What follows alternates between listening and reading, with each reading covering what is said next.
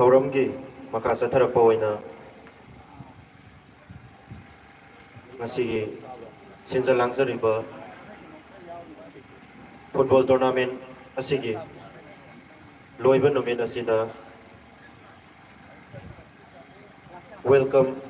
ꯑꯃꯗꯤ ꯀꯤꯅꯣꯠ address ꯄꯤꯕꯤꯅꯕꯒꯤꯗꯃꯛꯇ ꯂꯥꯟꯉꯝꯕ ꯅꯤꯡꯊꯧꯖꯥ commander ꯑꯔꯥꯝꯕꯥ unit 20ꯕꯨ ꯁ꯭ꯇꯦꯖꯇ ꯀꯧꯁꯤꯟꯖꯔꯤ꯫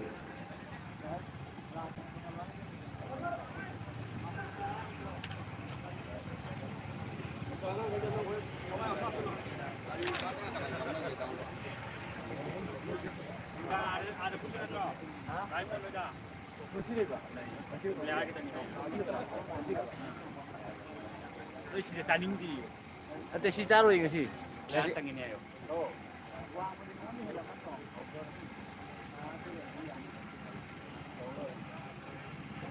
ꯁꯖꯤꯕꯨꯒꯤ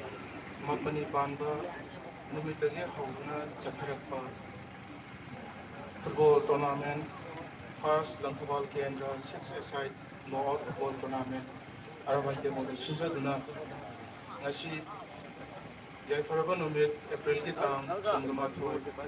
ꯅꯨꯃꯤꯠ ꯑꯁꯤꯗ ꯂꯣꯏꯁꯤꯟꯕꯒꯤ ꯅꯨꯃꯤꯠ ꯑꯁꯤꯗ ꯃꯤꯊꯨꯡꯂꯦꯟ ꯑꯣꯏꯅꯕꯒꯤꯗꯃꯛꯇ ꯍꯥꯏꯖꯔꯨꯕꯗ ꯍꯔꯥꯎ ꯍꯔꯥꯎ ꯌꯥꯕꯤꯔꯛꯇꯨꯅ AT Unit 20ꯒꯤ AT Unit 20ꯅ ꯁꯤꯟꯖꯔꯤꯕ ꯐꯨꯠꯕꯣꯜ ꯇꯣꯔꯅꯥꯃꯦꯟ ꯑꯁꯤꯗ ꯍꯔꯥꯎ ꯍꯔꯥꯎ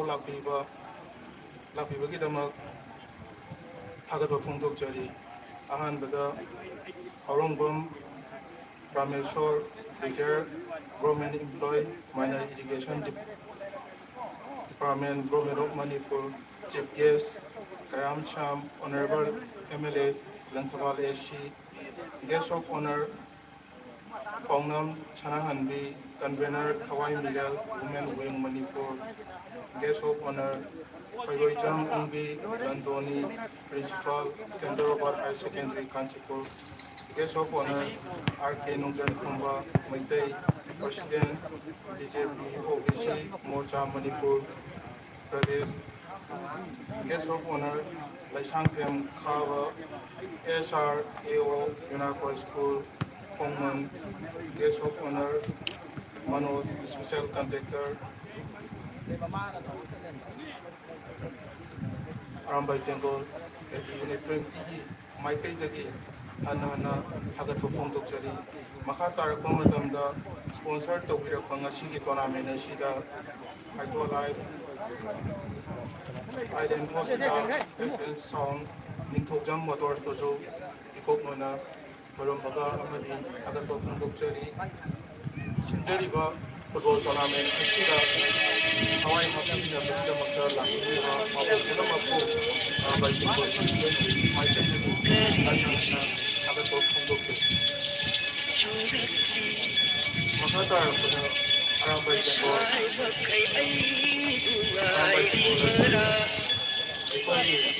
इफुरुप इजाकी कन्नबगीदमक्ता अखोई साफोंलक्किबने ngasi अरामबाई तेंगोल खुत्ता खुलाई पाइरिबा से मतमना यारक्तबा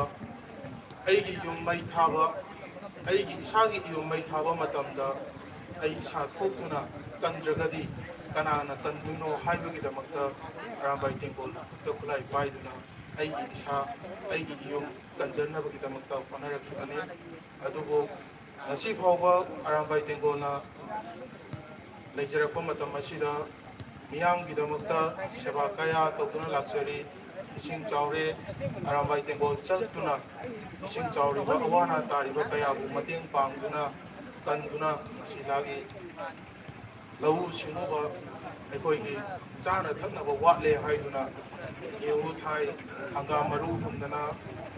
याबा कोराव गांबा लुचिन पुरेल याबा कोराव गांबगी ꯃꯤꯠꯌꯦꯡ ꯃꯈꯥꯗ ꯑꯩꯈꯣꯏ ꯃꯅꯤꯄꯨꯔꯗ ꯍꯪꯒꯥꯝ ꯊꯥꯎ ꯄꯨꯊꯣꯛꯁꯤ, ꯍꯪꯒꯥꯝ ꯄꯥꯛꯅ ꯁꯟꯅ ꯊꯥꯁꯤ ꯍꯥꯏꯗꯨꯅ ꯑꯩꯈꯣꯏ ꯀꯌꯥ ꯍꯣꯠꯅꯔꯤ, ꯍꯟꯗꯛꯁꯨ ꯊꯥꯏ꯫ ꯑꯗꯨꯕꯨ ꯃꯊꯪ ꯆꯍꯤꯗꯒꯤ ꯍꯦꯟꯅ ꯃꯥꯏ ꯄꯥꯛꯄ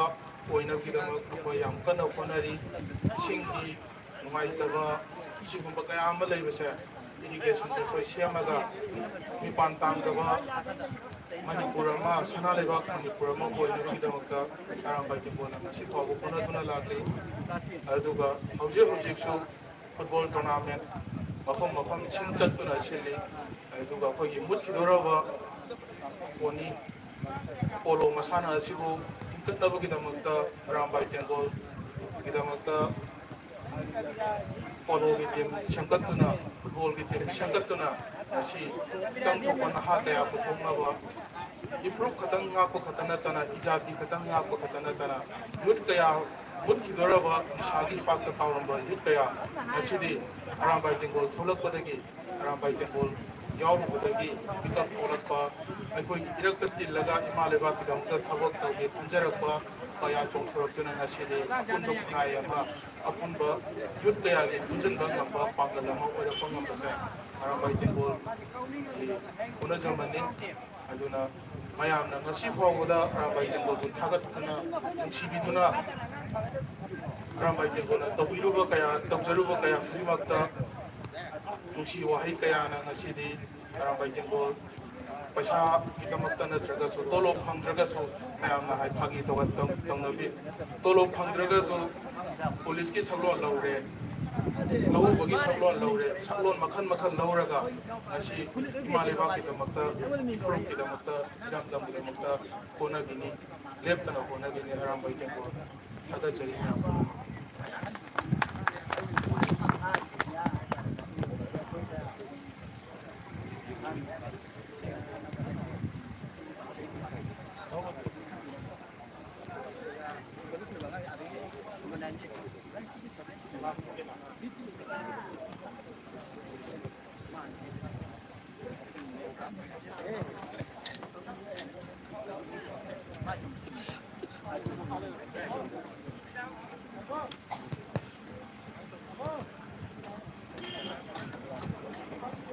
थागतचरी लांगंबा निथौजा कमांडर अरामबाई टेंगोल यूनिट 20 बो मसीगी क्लोजिंग फंक्शन असिगा मरी लेना वेलकम अमदी की note address थंबिरंबा सिंजलांगजरी मसिंगी माइकैदगी थागतबा फोंदोकजरी थौरमगी मखासा थजरपा ओइना मसीगी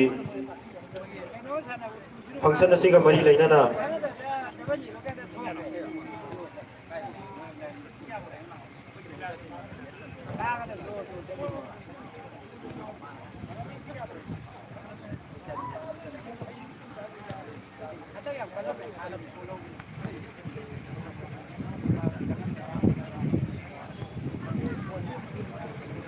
थौरमगी मखासा थजरपा ओइना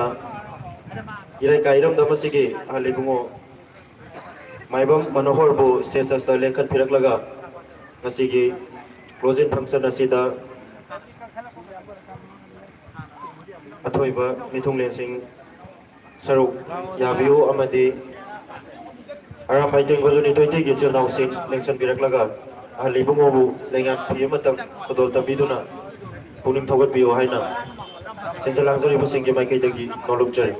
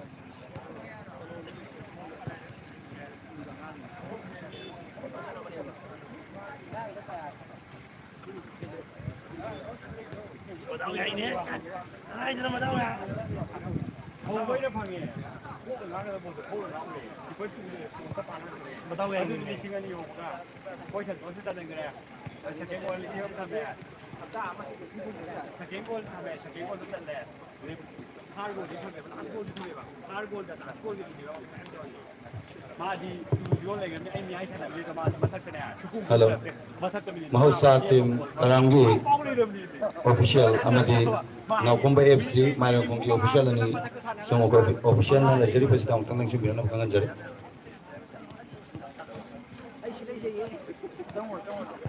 Maka sa tazarap po ay na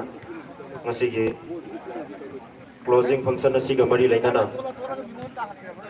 special event ay na tamzari ba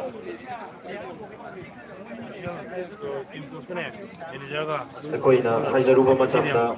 football bu thawai hapiba amadi sinjal langzari ba singbu buning thogat biyo haina haizaruba matamda yabira krabi saisakpi martina kombu sinjal langzari ba arambai tengol gijil naw singna lengyan pi matang yan biduna ikai khumna biyo haina sinjal langzari ba singge mai dagi haizari amadi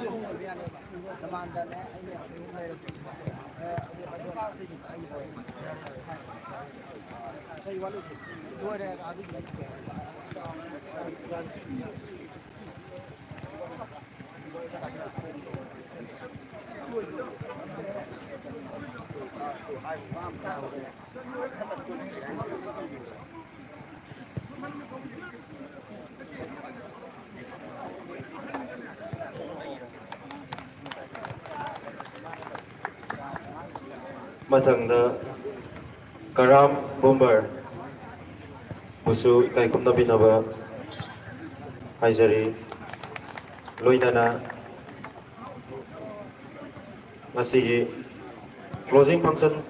sikhakta natana arambai tengol bu karida wat kadagi haidana sena biribi thawai miril gi ima sing busu achamba kudol amom tambinaba sinjal langzari bu singki mai kai dagi no luksari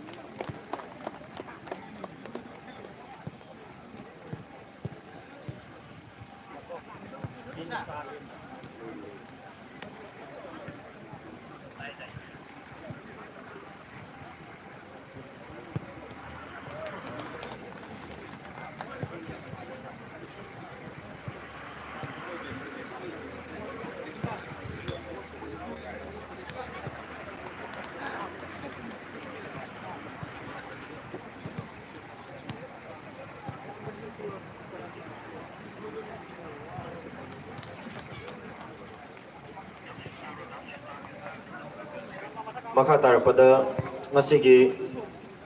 football final asibu haubadagi loiba phauba amadi sinjariba football tournament asigi hogdokpadagi na loiba phauba mateng tawbiriba sound gi digital nausing triple A sound gi nausing busu sinjal langzariba Unit 20 gi mai kai dagi achamba lengyan phi matang khudol tambinaba ingsingjari mathangda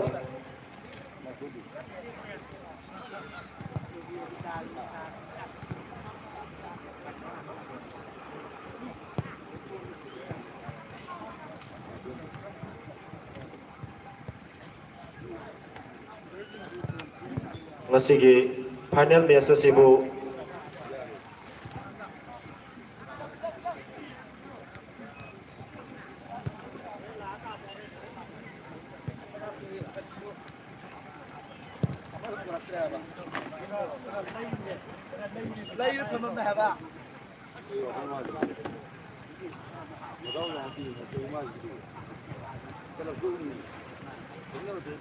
video copy gadaba videographer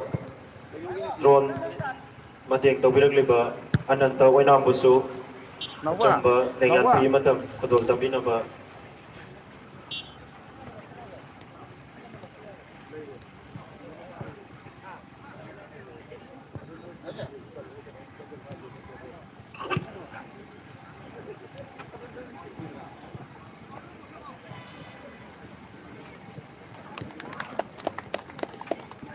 थागचरी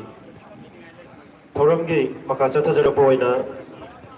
ngasiगी function asiga mari leinana athoiba mithonglen oina haijaruba matamda achinba thabak thawai kaya tungoina biramlaga function asibu saruk yadaba yade haina lengbiraklibi paunam sanahanbi convener thawai mirel women wing manipur ngasigi guest of honor na tenta ko wapam thambinaba senja langjari basingi maikai dagi nolokchari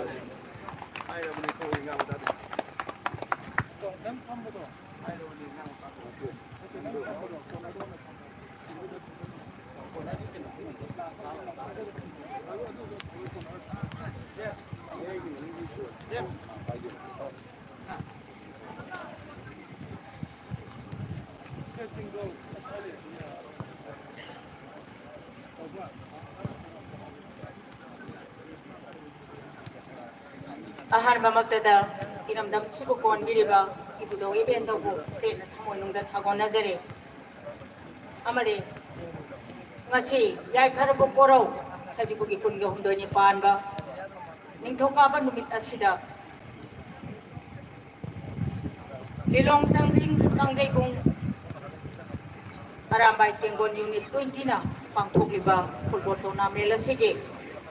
closing function asida thauram asigi mayagi tangpanda mithunglel oina mention biriba thauram mapu oina mingoina panjarabada thaurongbam Rameswar retired government employee minor irrigation department government of Manipur hambamukta de kai kunajare amade ngasigi thauram asigi sequence ki phamphang namda lenchin biriba honorable MLA Lamthobal AC kai kunajariba sir karam sambusu kai kunajabo jare loina loina na tongan ba athoi ba mithunglen ki pham lang da lengchen biriba pai khibik punamak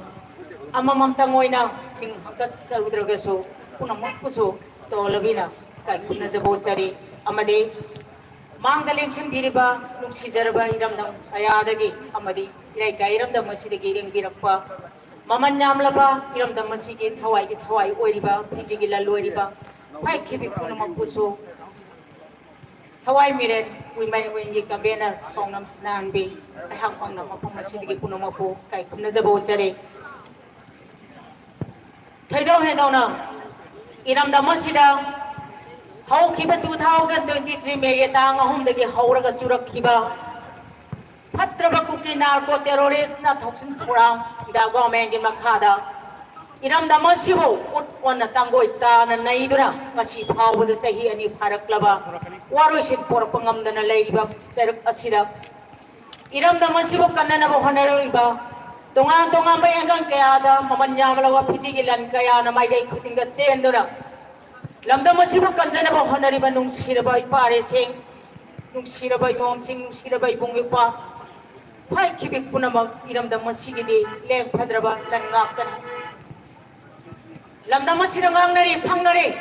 akhoi ma sengi marakta amana amabu singtha nadaba amana tawbada thawai usit nadaba inthunaba kari kanari akhoi ma sen punsina ba yadaba haiba majattu na ngasi phawada warusin poraktaba haibudu natana kari sukana ba oirakhiba ya iram damasida leiriba khundaminari ba sahi salisin kaya gi mamang digi leirakliba Yelong purok tunga bechilina sinamat to oina pullaga iram damasibo hep kalau graba idai jasa imala lang iram damasigi phai digi sawa yeng nabadi ai khoina soita koi hogan kan banga mahodaba ai khoina manadaba punai moina himinar kosina asum makha dana satharak tunai koi punsi bayarak trabadi masigi mikang da uri bairam damasya nomudi ukhida bayan Normally, when a Kibaya, Iram Damasida, Koi, Atopamia, Atopamito, when a Hinapasuya. makhan kaya da khoi bulak thu na bo honarak laba sahi sa kaya da gi ram da masibu yo sana na bo honarak laba adu gum laba phatra bainda go baina long thu na ga sil bela long sing asi lege khoi khudi mak mi kum na hum sing na lai pham adu ga kadai lamda masida khangau da na sahi ama ni chi ki lan chi ki manung da लाल हाइबसी फटब कुकिना को terrorist ना फगी मथक त तौरक लान मैतै अखोइना कना the सुमसी होब लान तौदे अखोइ Iram the Bunga थोक जबनी कंजबनी ngamna बखोइना उपाय थिदुना मालेबा इरम दम अमदि सानै साबु कंजनब होनरि बै खोइ बोदे तोंगा मै ए कया पांदुना मखों मखक पुंजनदुना लु yang थुदेक तुना इरम दम मसिबु मुथनब कन्ना पटनरि अदुगा अखोइ मसेन मरक्सिदा लीडर तानरी माना हाइबा अचुंब तानदुना माना हाइबदि यारोय अइना हाइबना तौगदबनि अइना आंगसिदा अचुंबनि माना अदु तौबनि हा अदा तौबनि हाइदना अखोइ मसेन उनरी कुमै अमा ओथोकि मरक्सिदा यावछंगि थाबन यावछंगि नमादा ओगरि हंग्रेन जोंबगि मरुमदा मचिं थिंगमदबा थाबन मफम जाम सनी नोमगि मफमदा जोंगले मफम कया कुमै हराव लेपतना तखनगले अदुगा मणिपुर की लांगोंग ओइरिबा रेजोन कयादना पुखम अनि सुना फाउ साबा फंगदबा मफी फने अनि सुना सेटबा फंगदबा लैबाक त फीना थारगा तुंबा दुंबा खुंजा कयाना पिरांग पिरोइना ने ngasi फाउबदा माथमोय खोदुम सुदना लेले मसिनी लमदम सिगी मताइगा मयाइगा के खेनबा सिसो अखोइ खंगमिनदबा यादे करिसु खंगजद्रबा दोलबा मियाओंगी मिनुंगसिना पिरक्पा मतेंगना मणिपुर के काचिन कोया कोइना चचरिबा थवाई मेरेनदी पुनमक्तो लोइना ओरे खंगी तारे मयाइगा मताइगा समनदबा इना खुमगा लाइरबा तोंगान बा मचा सिगिबा ममागा मचा सिदगा ममागा लापनबा मयुम मै जाखिबा मियोइसिंगा जाक्तबा मिगा वाखल लापनबा तोंगान मचल अमदा लानसिगी चैना सिंगा से खांगनरि करिसु तौर ओइदबोय खन्न लैरिबा इखोय नोमनि माना हौद्रबदि वारोइसिम पोरक्ननबगि चपचाबा फिरेबा लिमिनबु नहौद्रबा तारगदि ngasiगी samsara se ngasigi mirola se soidna motkhini ngasigi mirona khaidigi pakna saungna tawrangadaba adugumbai thongdangde ngasigi mirol sina tungi mirongi damak iram damase kalamdaba haibismadi khoi tawdaba yadaba thabak kalamgadabane hokiba sahi dare khunda ngai ngasidigi sahi sanigi mamangda thokiba songlising makasari pa taraga mapan gi poinu tha da thokiba aduguma sahi dare khunda ngai wari da thangna pharabai pa pusingna lawramba thawda makhoi mafamna ngasisu leiriba miron sina hikat lekat tame ngasi mirona lamda masibu kalamda taragadi hayeng akhoi gi mongphamda tungi mirona tin chitba soidrabani koire jase akoi thangna phagada bari akoi managada bani hainari akhoi gi marakta punsinba yararoi haibo bo haibo wahirani punsinga bani pundaba yade इमालेबा कन्बदु फुनबा याददि कनाना कलगा कनाना फमगा येंदोय सिगुम कया सिन मरम मोर कांदा अखोय खुदिमक पुल होद्रगदि इरमदा मसे मुखिबा नतना कन्बा ngमदना मिथुप सिंगना मियान सिंगना lambda मसे योसन खर कांदा माइ थिरबा दुगुबा इजाति मोगे होबा हाइबसे सोइदे अखोय मफम कयादा जसे मफम कयागे लेरिबा रे जोना मथंद सोसाइटी तौरगा सिजरगे हाइबा वाखन फावबा अखोय खल्ले अखोइदा जाथुक फिदुंगदबा मोइना हिंगे सुफम नोंफम लेत्रे नोंग लेंगोय कोलमबसु कोलहंद्रे सिंग कारगा सिंगसनबसु चलहंद्रे अखोइ अदुदि कैदोगनि सिजखिबा नतना जाथुक पिरंबसु कखरे कैदोबा ताय फरे अदुदि नोय थोपा हिंगौरो नोंदोंबा यादे होनरि थवाई मिरेना मयामदि खरा ngam मतेंग पिबियु मखोइबा तोंगा ट्रेनिंग पिरि करी तौबा याबा बेकरी साबा याबा पोचै लीबा याबा सुबा याबा नौबा याबा नखोइ नोमो सो नखोइगी दमा खोइ लैरे नखोइ सोथगनो नखोइ लैबा नखोइ हिंजबा गमने मताइ न ngaखोइ मयाइ नि हिंजबनि ने नखोइ न करी वाखन सोथबनो हिंगदबनि नखोइगी दमा खोइ कयारा हन्ना वाजगे नखोइ न सुखोइगी दमा हिंबिखो अदुगुम वाखन सोथबा यादे हाइदना खोइ न खोइबु नुंसिना कोकतना थमले मयाइ ददि हराउरि दाइने थाबन याम जों हौदाइने लाई हराउबगी जगोय लीला फला येंबगी हाउसी तौबगी थाबन जोंबगी अखोइ सिदना कप्तना फुरि अनिसिबा बावलिप फंगदबा हाइना हाइरकपदा पाखुम पिनिगाय लेते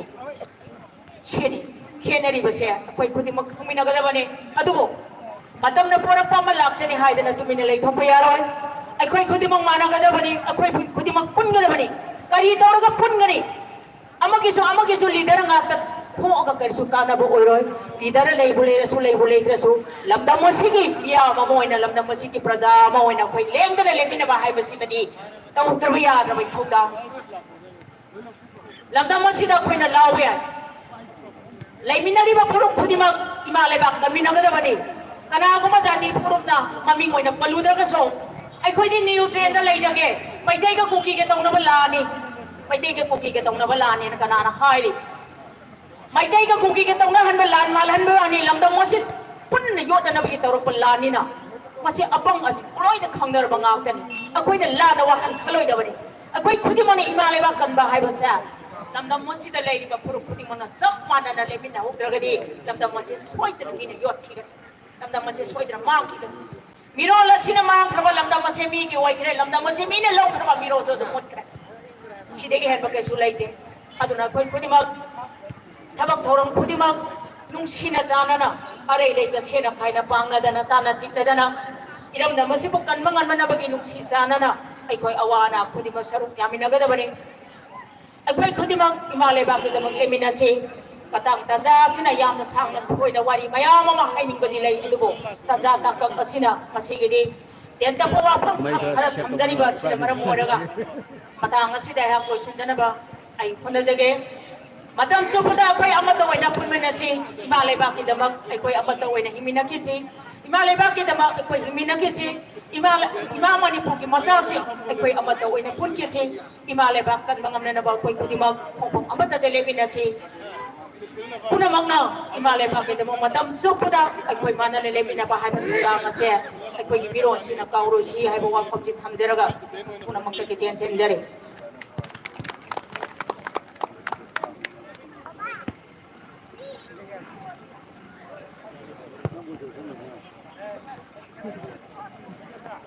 Thagachari Maunam Sanahanbe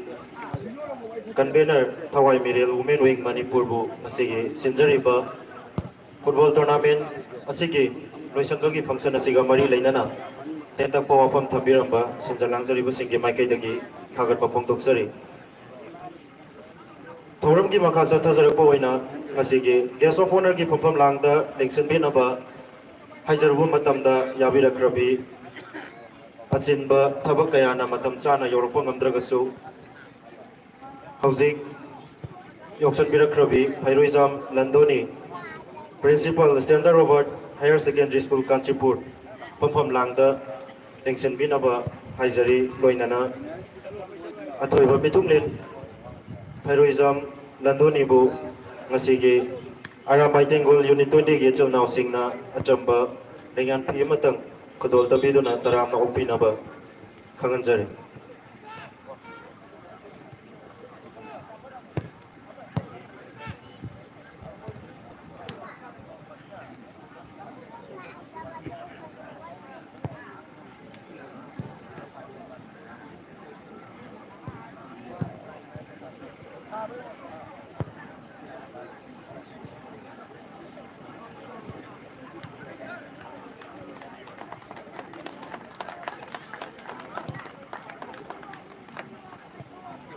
Thagachari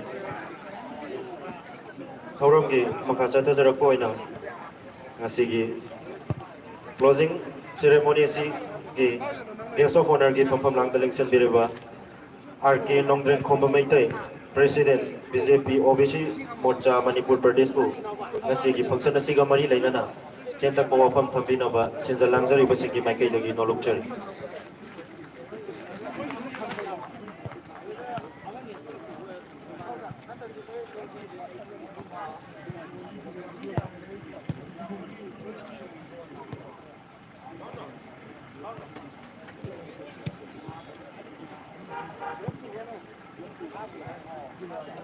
Sigi Bedokna Dai Kadaba Guru Sigi Yamna Ning Siraba Aibetai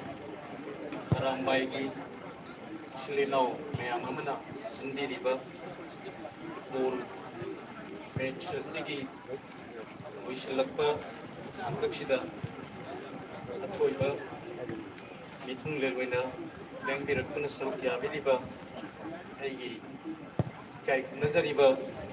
honourable MLA मिंगवैना पंजरबदा श्री कराम श्याम याम बवहानमक्तदा इकाई खुमनबुचरी खुरुमजरी लोइनाना ngasiಗೆ sigumlaba mifam masigi mayai tangbalda lengsin diriba mifam mapu yamba kurumjari loinana tongan ba tabak thogai kaya tobiduna iribak sibu seba tobiriba mitung lengi phambak ta phambiriba pai punamak ai amamam toina ming panbagi kudong saba leijadre punamakku ai subsanjaraga ai lepsariba phumdagi ingat nona kurum jadure kai kunna buchari loinana arambai tengol gi silinau pai punamak pasu ai yamne kai kunnaba chaba amasung kai kunnaba du thamjabaga loinana matam kuina iriba kidamak kathok pangamba adugumlaba kathok loi oina lamdam asibu seba tomina kisi haina igi magi igi pichel sengna kurumduna haijari loinana ngasigi asigumlaba football match sida saruk yagadoriba hungang gi silinau paisa punamakna hena satang biraba tunggi jumbirel oigadoriba sanaroi sing ngasi ekoi imangda sanabung suda leibiriba sanaroi punamakpasu ai thoidok hendok nei kai kunna bocchabaga loinana nakoida choba satamduna nakoi bui kai kunna bocchari loinana asigumlaba match sida saruk yabigani haiduna being tabigani haiduna lengpirakriba iramdam asige koibida lebiriba halamal imai bel silinau marum mapang satrana harol pai punamak asige sigumlaba thoram asida lengpiraktuna saruk yabibagi damak aina mak lepsariba pamasidagi ngak monai kai kunaba chari yamna seng na haijaragadi ngasi si ai arambai Bengal ki unit 20 ki commander na engonda yam nangaligay matamdagi habitai ngasi dagi thamuki mamangdagi toina telephone da wari sabirakre asigumlaba football match sama ekoi tangthawal kendra ki oina satari hairi basida amuktang sarukya bio haiduna aisu soidana sarukya ge haina paukunjaki bani laibak tabadagi ngasi di ekoi final match sida aibusu sarukya nabagi tanja tu dibire yamna nungai aina yamna saruk yajaningbagi maramdi atai natte ireiba asida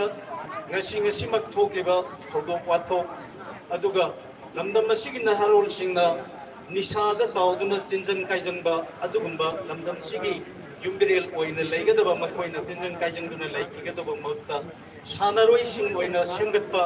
amasung maraiba maramda munungsiba adugumlaba kathokloi oina tengoloi oina thorakpa haibse yamna mak sengna mak pukning thogat pamthoi thamoidagi pamjana ohiningba potuni haina ai khanjai aduna maram oiraga ngasigi sana khonabagi thoram masida ai soidana yausake haina ai pukning da su lepchake bani tasengna mak ai ngasi yamna pukning nungsi maram dei garigino hairaga ai khoigi irei baksi ai koina irei bakni haina khalli aduga ipa ipuna thambiramba yekpiramba ai khoigi ngamkhaido ngasidi ekoina ngakpa ngamlibra haibise ekoi yamna sengna nainaruragadi ai tasengba makti ikai firuk khumlakpasi matam sangle sahi ani farakle haina ai pungingdani phawi sahi taret kunta ngaida takhrabasu ipa ipu singaduna lamdam sigi allamal singaduna kathukpaga loinana makutta thangsang paiduna sagol tonglaga iramdam asida leramba yeknaba punamakto ningchi turel wang malana tangthoklaga ngasi lamdam asibo amuk khana sembat piramki ngasi ekoina sauthokjana hingjari maitai oina manipuri oina iramdam asida aduga ngasi ekoidi kaidawi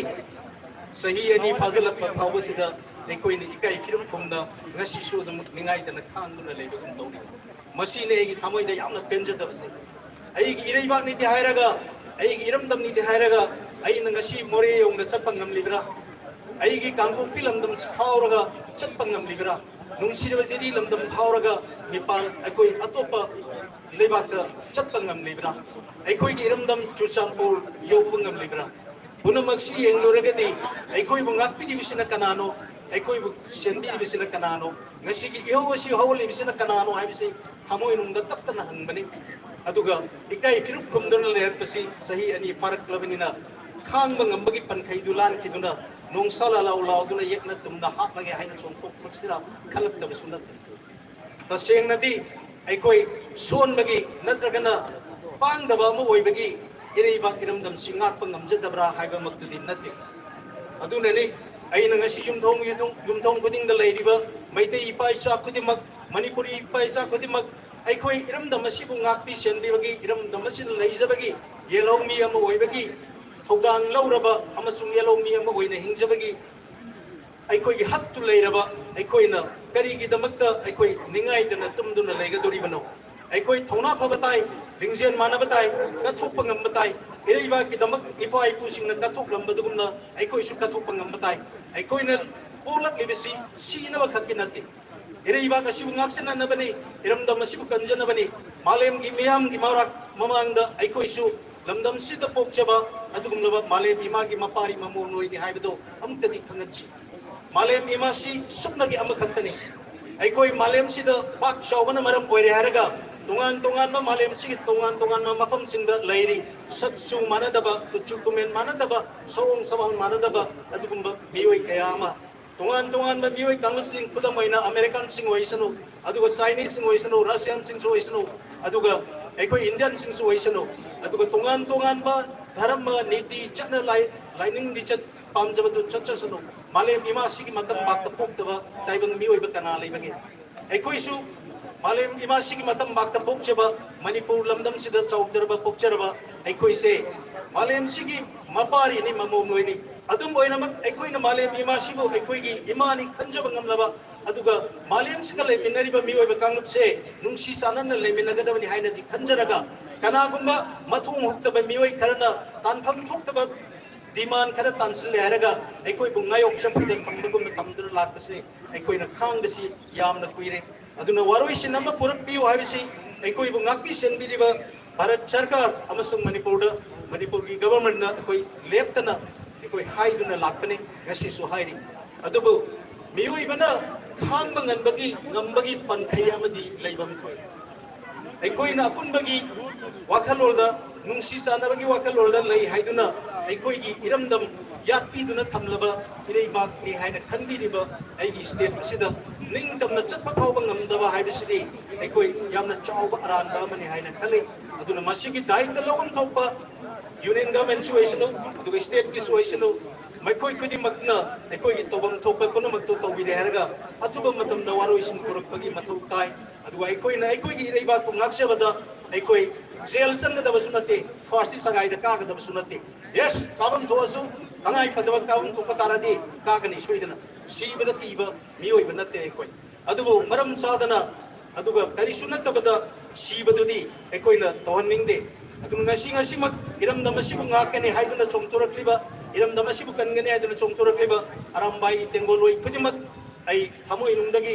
तसेंग इकाई खुमनै दुंदसु इकाई खुमनब कीगनि नखोई थौना फबा लिंजेल फबा कथोपा ngamba थौनादु मतम पुनमक्ता मांगदना लेबो इसनो अदुगा इरेबा कसि सेमगत सागतपदा लमदम मसिबु कनबदा मालेमदा अखोई मणिपुरी सिंसिसु मालेम की वाखल कनबा मालेम की थाकता हिंगबा ngamba मियोइ तंगने हाइबदो अखोई मयक सेंग नलनसे मदुगी दमक अखोई दायित्व लौकिसे हिंगिसे हाइना आई हाइजरी अदुगा तुंगा हौरक्लिबा इसिलिनाउ सिंसु निसागी पाकता इथक इरांगदा तावबगी मोता मरैबा मरमदम बुनुंसिबा मालेम इमागी दमकता कथोपा ngamba लालोय अममम ओइसनो मालेम की दमकता हिंगबा ngamba मियोइबा मपोक्तो अखोई ओइसी हाइबा वाफम सि थमजरगा आई वाफम मसि टेंशन जगे अदुगा सिंबि लांबिदिबा ngasiगी थौदो थबक हाइबा तारे मसिदैसिदा असंबा पैसा मयाम अमा चंगबिरमगनी अदुबो आइगी माइगैदगिसु आई खजिकं यामबा यामदबा आई लुपा लिसिंग कुनखक मयामदा आई मतेंग पांगजरमगे अदुगा आई अरोइबदा हाइजनिंगबदी अखोई मतम पुनमक्ता मैतै पुंग हायरगा लेमजनल ओइरिबा अखोइगी नेगेटिव ओइबा वाखलोल मतम चाना थबक हौबा ngamba अदुगा मतम चाना फिदम निंगाय ओइबा कांगलुप अमु ओइबा ngambadudi अखोइ ngasiदगी ओइननबा अमतंदी होनमिनसी हैना एनबिरबा पुनमक्ति मपमदा आई खुरुमजदुन हाइजन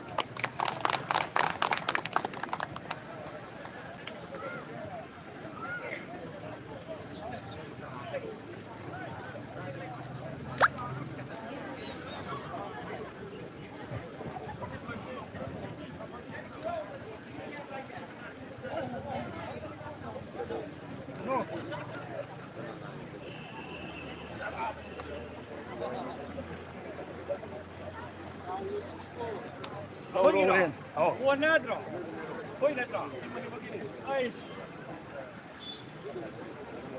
थागतचरी आर के नोंगजन खोम्ब मैते प्रेसिडेंट बीजेपी ओबीसी मोर्चा मणिपुर प्रदेश पुंगसीगी सिंजरीबा फुटबॉल टूर्नामेंट असिगा मरी लेनना तेंतपो वाफम थंबिरंबा सिंजल लांगजरीबा सिंगी माइकैदगी थागतबो फोंदोकजरी थौरमगी मरक थतना यामना नुंगाइतबा अमना सथजरगलिबा फुटबॉल टूर्नामेंट असिगी ममांगदा सानबिकिबा महौसा टीम की सेमीफाइनल मैच दा महौसा टीम की प्लेयर रिकी कराम खोंग सोकपदगी सरू सोकपदगी हौजी आइलैंड हॉस्पिटल दा लायेंगदुना लैरिबा सिदा सिंजरिबा अरामबाई तेंगोल यूनिट 20 की माइकैदगी हेना थुना फबा अमदी ईश्वरदा थुना फबा ओइरसनो हाइना थौनिजरी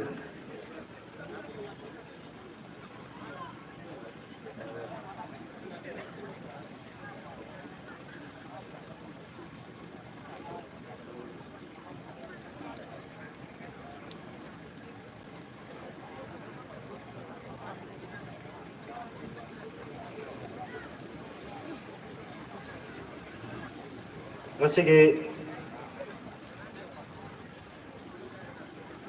football final match asiga mari lainana arambai tengol unit 20 na football asibu thawai hapiu amadi sinja langzari ba singbo thawai hapiu haina music event oina sai ani ahum dang sakpina ba haijaruba matamda yabirakraba karam bumbarbu sai ani katang khudol tambinaba amadi loirakpada mathangda martina kom sai ani khudol tambinaba sinjalang jari basingi maikai dagi noluk jari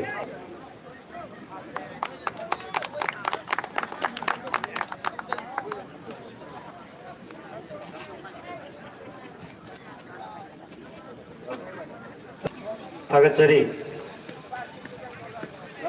Arambai Tengol Unit 20 na sinjariba football tournament asida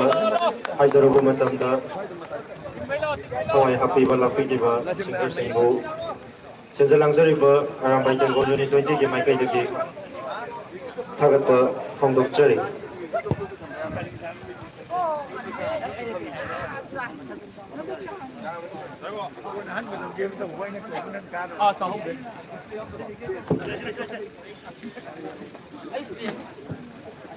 ꯑꯁꯣꯟꯗ ꯐꯝꯒꯦ ꯍꯥꯏꯔꯣ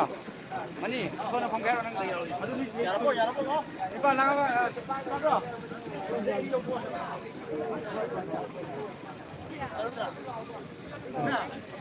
ꯃꯃꯥꯡꯗꯁꯨ ꯐꯝꯒꯦꯀꯣ ꯑꯃꯅꯤꯀꯥꯟꯗ ꯉꯁꯥꯏ ꯑꯩꯈꯣꯏꯅ ꯍꯥꯏꯖꯈꯤꯕꯗꯣ ꯑꯗꯨꯝ ꯇꯧꯕꯤꯔꯛꯄ ꯌꯥꯕ꯭ꯔꯥ करोने करो मटिना से थोका से मया लेप का तो सोंग चल का तो सेबा माइको बा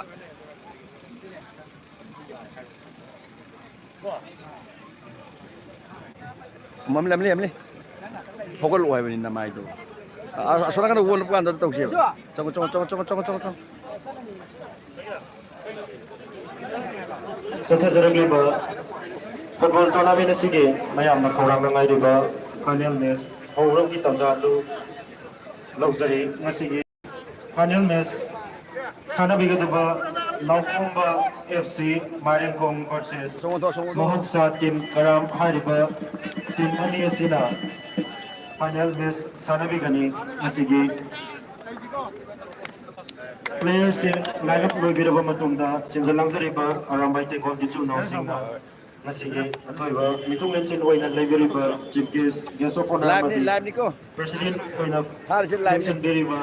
athoiba mitunglen singa sakang matang nabagi tanzama ka lowinaba sinjalangzariba singna sinbiyo hana haizar ai sin नुवाइ रो तो स्टेज में थुचंग के तो खुन होइना हैंडल होइ पार ओ आई जो सौ थुंगाइरा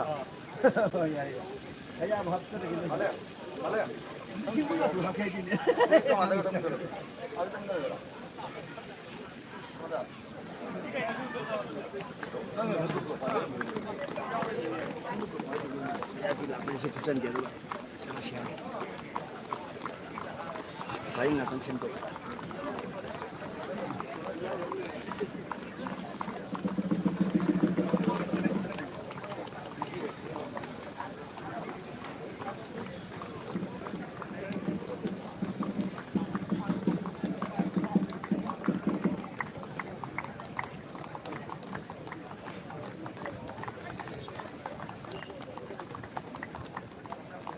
Nó lại cô. Đúng rồi, mà tôi học sẵn rồi mà lại rồi các đám lại rồi các.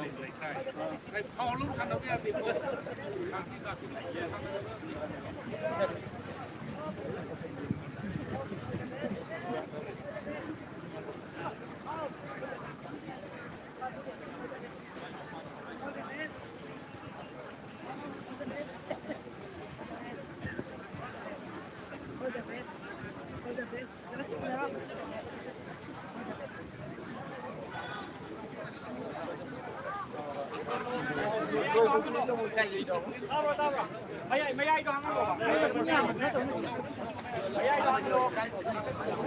Biết cái món thịt gì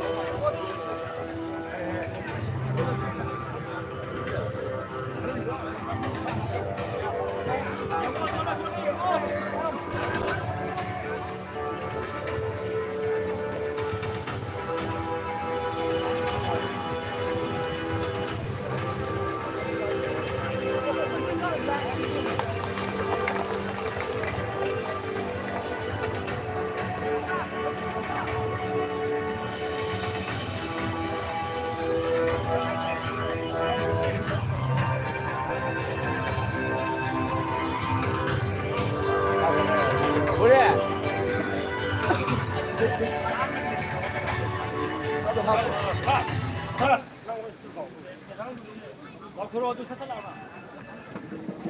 아니 발 죽을랑해지. 날 까라게. Alo, alo chị. Ủa chọc hiếm biết mấy sai đó năm mấy cái gì. Alo. Mà thắc tới chụp khăn răng nằm. Alo.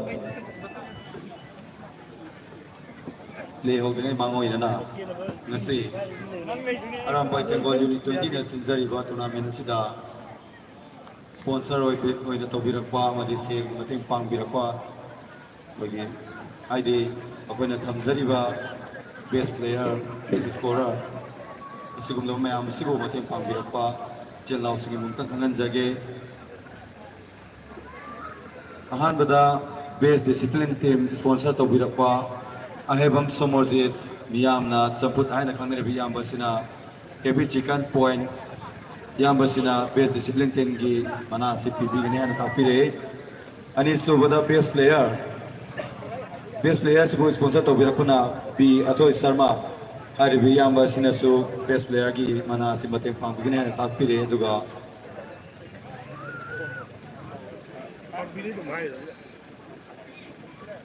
aduga tournament asibu asida sena langliba sida sponsor tobirakwa jila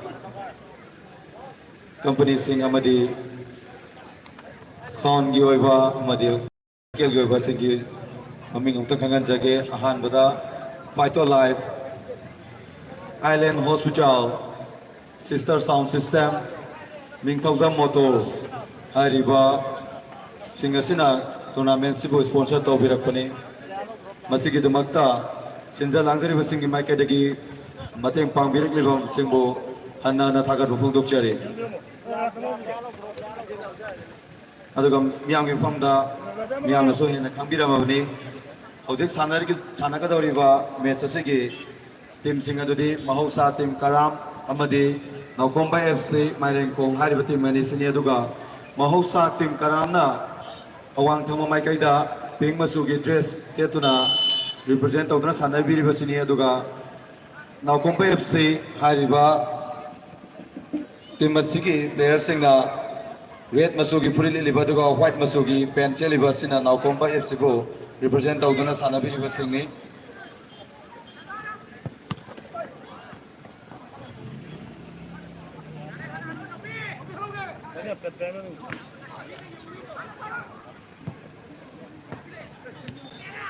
Hello. Aduga team masibu represent tawduna sanabiriba players singi ming amtang kangan jage. Now Komba FC ge oina ki Tinku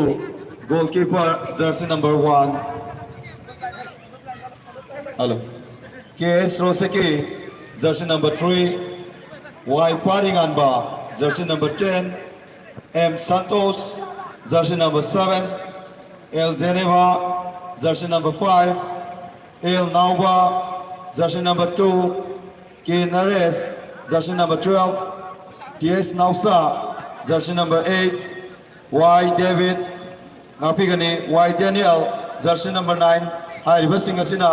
now Kombe FC bu represent Tauduna Sanabiriba players saying the Aduga, Mahousa team bu represent Tauduna Sanabiriba players saying Adudi, Punil Kanta, jersey number 1, Pritam, jersey number 8, Wang Leng Anba, jersey number 5. Kwai Anba, jersey number 24. Dixon, jersey number 13. Nipson, jersey number 9. Amadi Herozit, Amarjit, Amadi Ricky. Ricky, Karam Ricky, Hana Sumamang the Soizer Krabaduni. Tang Taraga Nipanda, semi-final match. SNSC, Horibigas Hanaba Matamda, Kong the Sok Padagi. Houzik Island Hospital da operation tawduna leiri Rikibu tuna phagalakpa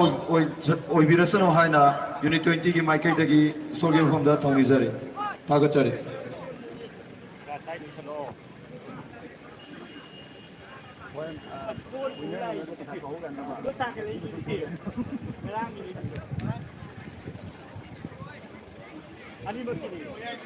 play manung da khoi mic amona laujaro ge ko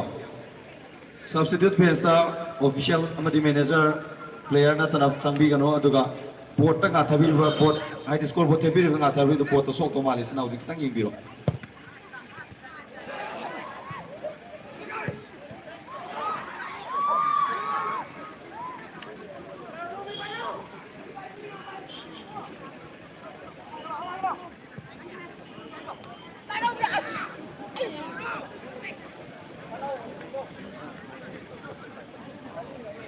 야, 그 백 야우드래요. 왜 하는 게 이렇게 좋고도. 아마지수 야우드면은 앙앙 아직 앙앙 맞짱 같더니 지금 망상에 앙앙 맞짱 떼떼 나오고 하더니 안들 아이템 짜리 방앙 하더니요.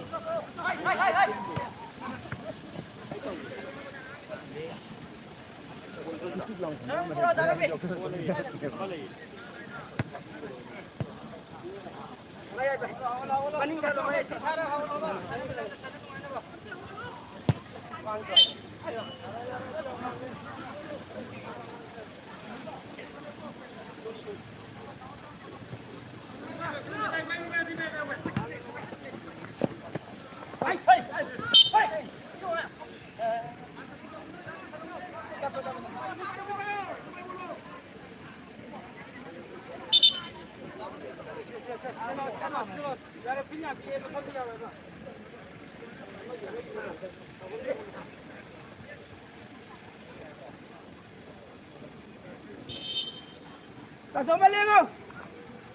Asoma!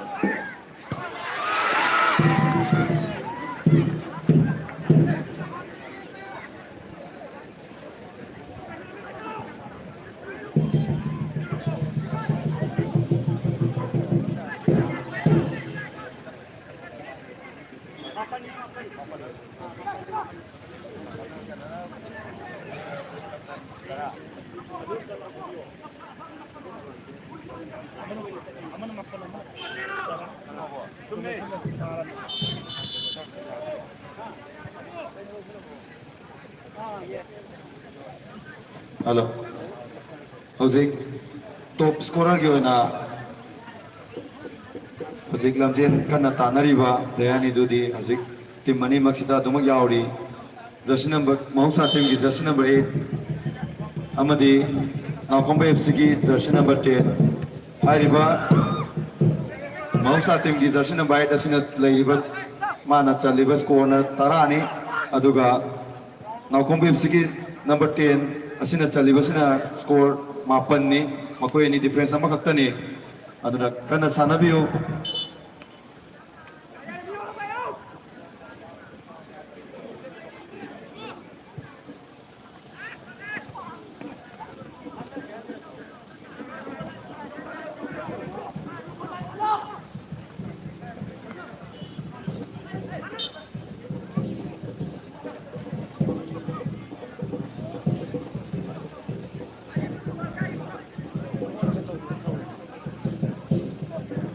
Side 좀 들리냐 시대나 들리냐 손도 좀 들리냐 아니 말이네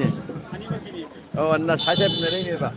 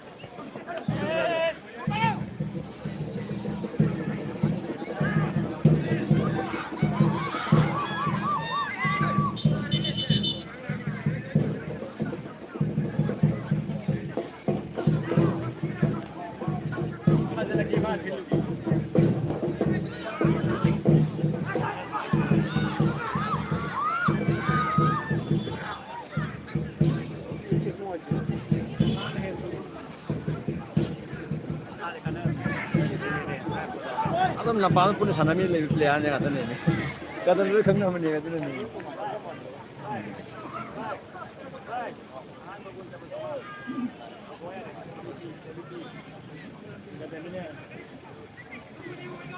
hello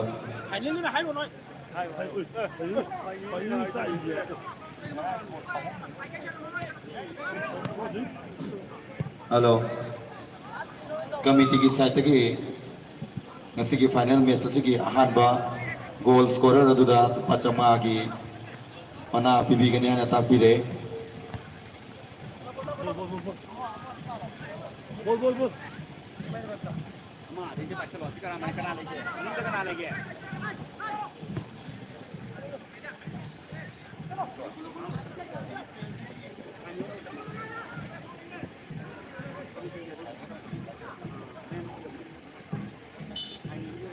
hello लोइना लोइना ना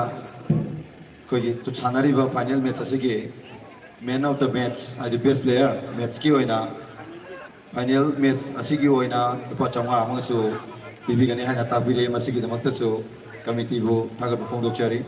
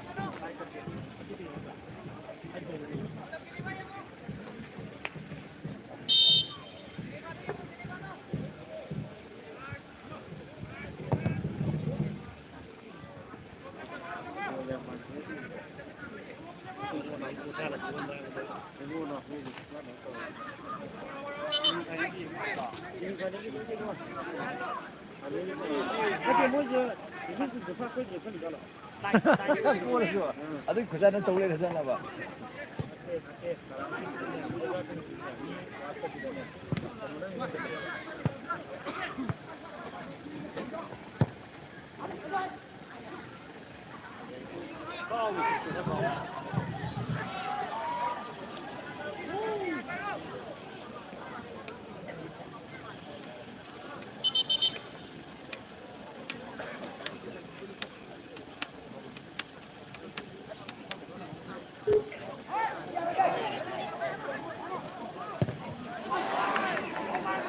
ꯃꯄꯥꯁꯨ ꯄꯆꯥꯅꯤ ꯍꯧꯖꯤꯛꯇꯤ ꯌꯥꯡꯉꯦ ꯑꯗꯨꯗꯤ ꯃꯄꯥꯁꯨ ꯃꯔꯤ ꯍꯧꯖꯤꯛꯇꯤ ꯌꯥꯡꯉꯦꯕ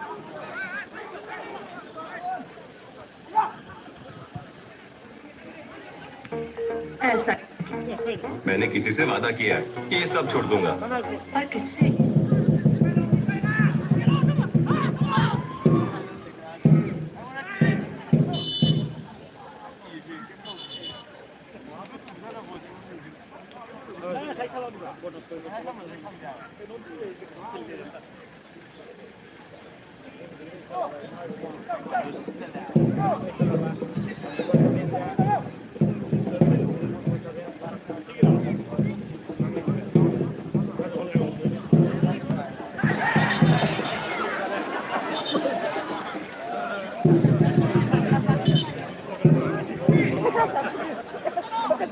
tao có ba thầm quá ba này xem ăn luôn cái mình đi mà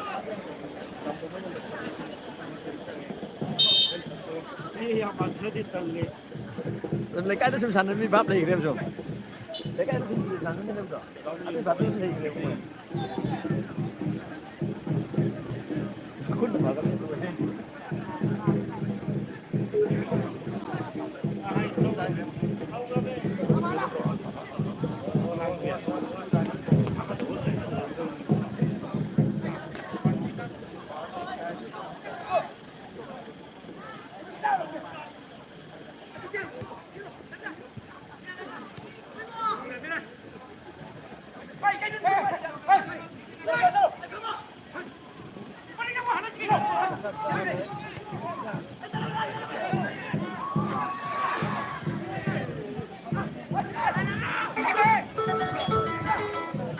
Restaurant não é?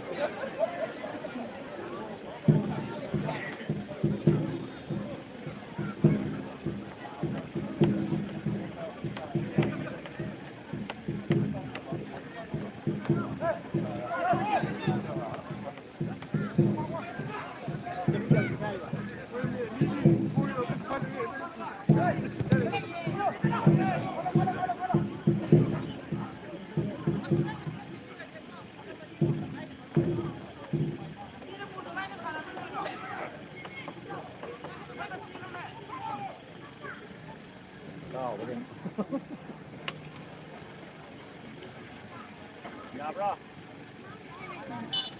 มาข้างนี้มาข้างนี้ มาข้างนี้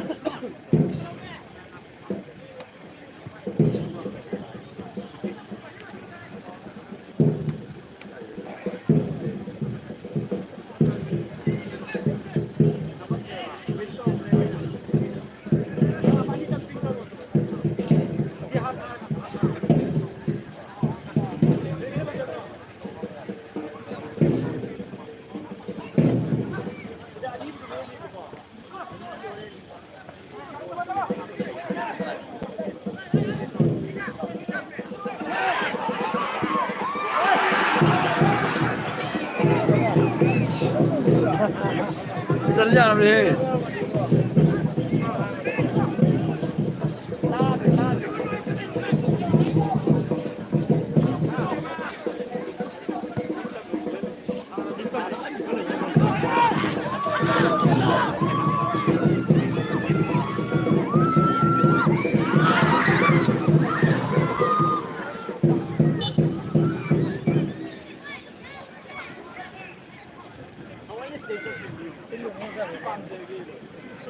틀리는 sakira ina bon mi bai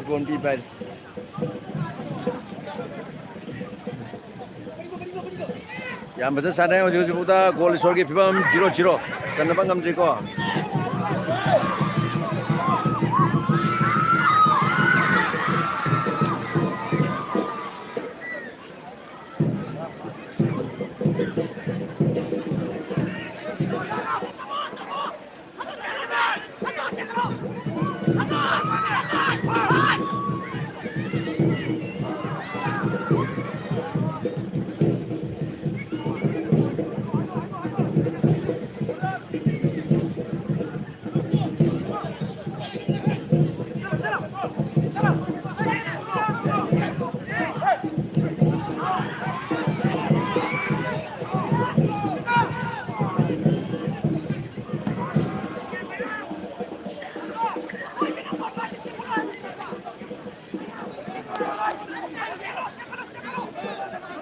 Mấy ta xin đây, mấy ta xin đây, mấy ta xin đây, mấy ta xin đây, mấy ta xin đây. Ah, di fa dara ka. Ai do ai, sai do ore ne dia ro.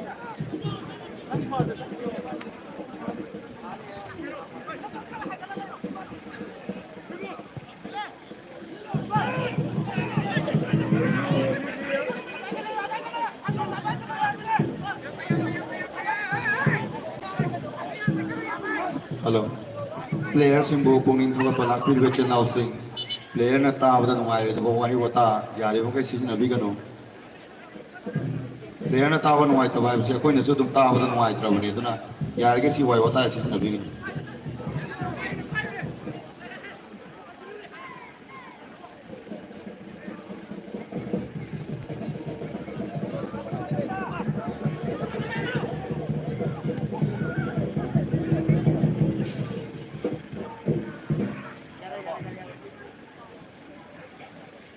Additional time, 1 minute.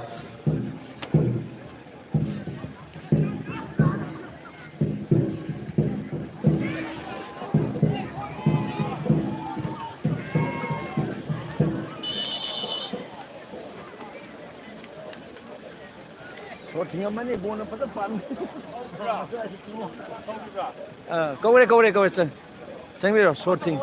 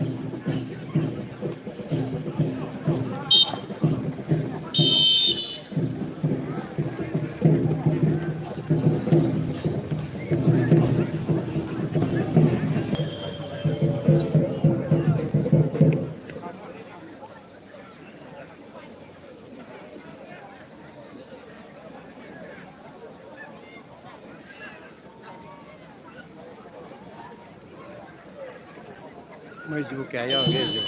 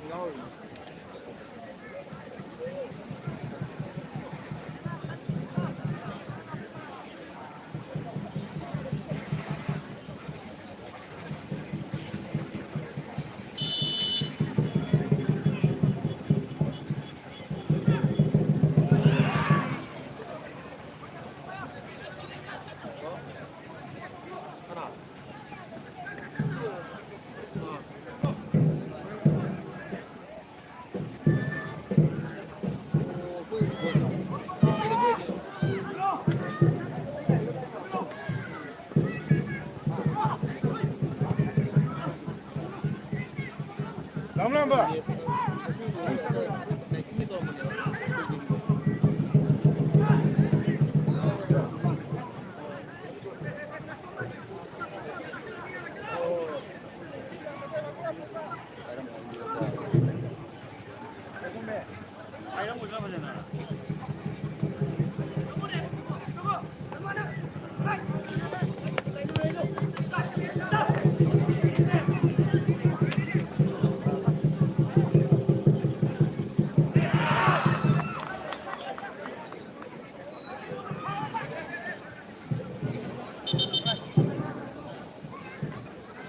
Mani siang ang jam sambil saya amat tuh re. Mani, ang jam sambil saya mani amat tuh re. Tahu betul macam ising nyawa tu lebih bang.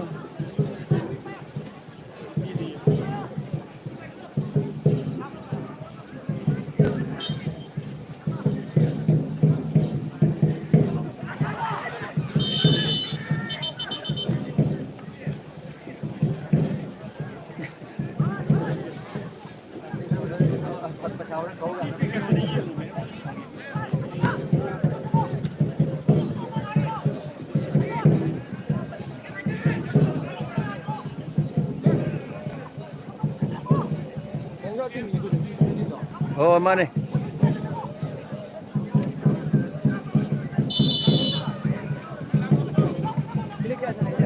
20 minutes.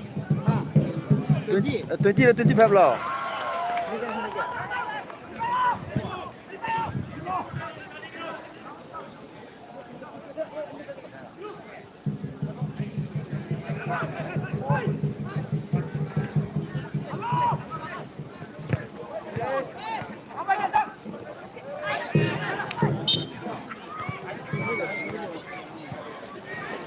Woi dah, kalau syuting nanti apa nanti bon sana ni mina.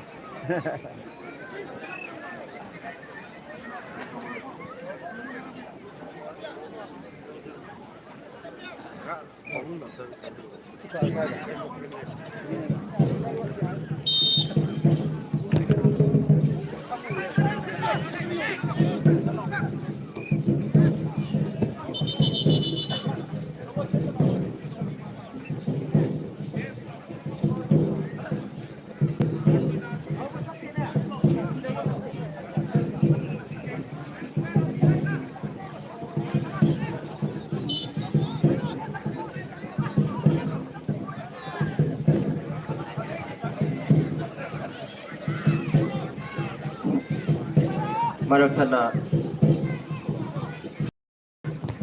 ꯀꯔꯤꯒꯨꯝꯕ ꯑꯃꯇ ꯈꯪꯍꯟꯖꯔꯤ ꯃꯗꯨꯗꯤ ꯉꯁꯤꯒꯤ closing ꯁꯦꯔꯦꯃꯣꯅꯤꯁꯤꯒ ꯃꯔꯤ ꯂꯩꯅꯅ music event ꯑꯣꯏꯅ ꯊꯝꯖꯈꯤꯕ special event ꯑꯗꯨꯗ ꯁꯩꯁꯛ ꯄꯤꯈꯤꯕ ꯀꯔꯥꯝ ꯕꯣꯝꯕꯔ ꯑꯃꯗꯤ ꯃꯥꯔꯇꯤꯅꯥ ꯀꯣꯝꯗ ꯉꯁꯤꯒꯤ ꯆꯤꯐ ꯒꯦꯁꯀꯤ ꯐꯝꯐꯝꯂꯥꯡꯗ ꯂꯦꯡꯁꯤꯟꯕꯤꯔꯤꯕ ꯑꯣꯅꯦꯕꯜ MLA ꯁ꯭ꯔꯤ ꯀꯔꯥꯝ ꯁ꯭ꯌꯥꯝꯅ ꯂꯨꯄꯥ ꯂꯤꯁꯤꯡ ꯑꯃꯃꯝꯒꯤ ꯃꯇꯦꯡ ꯇꯧꯕꯤꯔꯝꯃꯤ ꯃꯁꯤꯒꯤꯗꯃꯛꯇꯁꯨ ꯁꯤꯟꯖ ꯂꯥꯡꯖꯔꯤꯕ ꯌꯨꯅꯤꯠ 20ꯒꯤ ꯃꯥꯏꯀꯩꯗꯒꯤ ꯊꯥꯒꯠꯄ ꯐꯣꯡꯗꯣꯛꯆꯔꯤ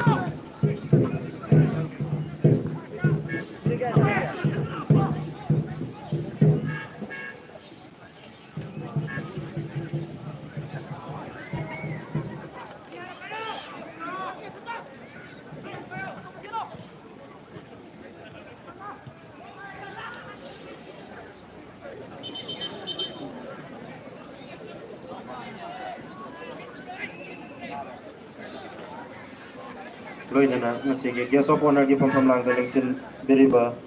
Shri RK Nongdren Khamba Meitei president BJP OBC Morcha Manipur ꯄ꯭ꯔꯗꯦꯁꯅꯁꯨ ꯉꯁꯤꯒꯤ ꯃ꯭ꯌꯨꯖꯤꯛ ꯏꯚꯦꯟ ꯑꯣꯏꯅ ꯊꯝꯖꯈꯤꯕ ꯁꯩꯁꯛꯄ ꯑꯃꯗꯤ ꯁꯩꯁꯛꯄꯤ ꯑꯅꯤꯃꯛꯇ ꯂꯤꯁꯤꯡ ꯑꯃꯃꯝꯒꯤ ꯃꯇꯦꯡꯁꯨ ꯇꯧꯕꯤꯈꯤꯕ ꯁꯤꯟꯖ ꯂꯥꯡꯖꯔꯤꯕꯁꯤꯡꯒꯤ ꯃꯥꯏꯀꯩꯗꯒꯤ ꯊꯥꯒꯠꯄ ꯐꯣꯡꯗꯣꯛꯆꯔꯤ यादे यादे तुंगली लामी यादे तुंगली लामी यादे यादे हाँ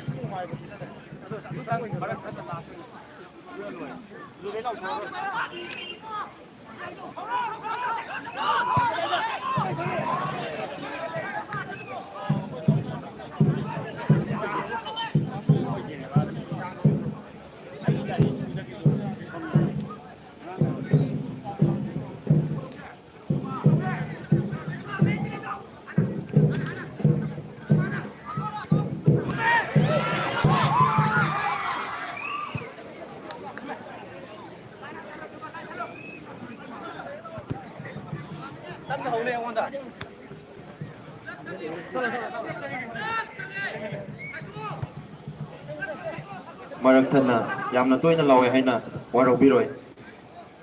ꯊꯥꯡꯉꯩ ꯁꯦꯡꯅꯃꯛ ꯂꯥꯎꯗꯕ ꯌꯥꯗꯕ ꯁꯤꯟꯖꯔꯤꯕ ꯐꯨꯠꯕꯣꯜ ꯇꯣꯔꯅꯥꯃꯦꯟ ꯑꯁꯤꯗ ꯃꯇꯦꯡ ꯌꯥꯎꯗ꯭ꯔꯒꯗꯤ ꯃꯥꯏ ꯄꯥꯛꯄ ꯉꯝꯃꯣꯏꯗꯕ ꯃꯔꯝꯅ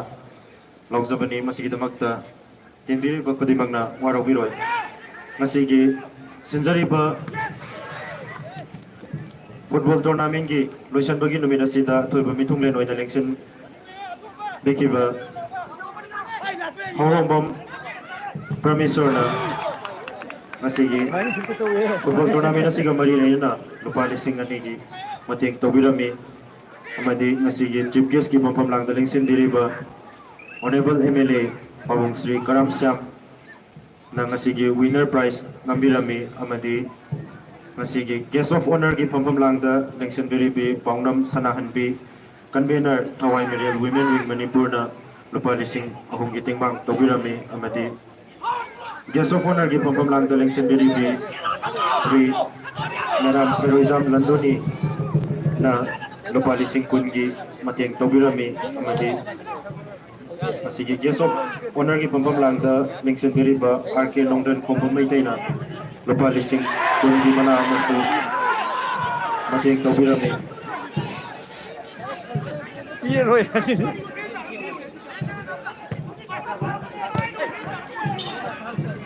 ꯂꯣꯏꯅꯅ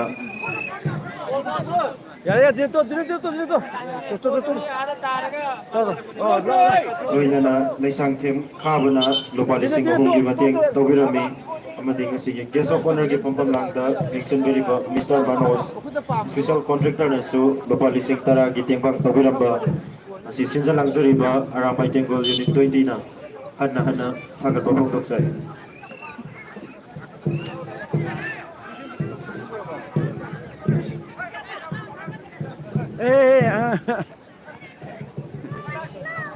नो है जिन्हें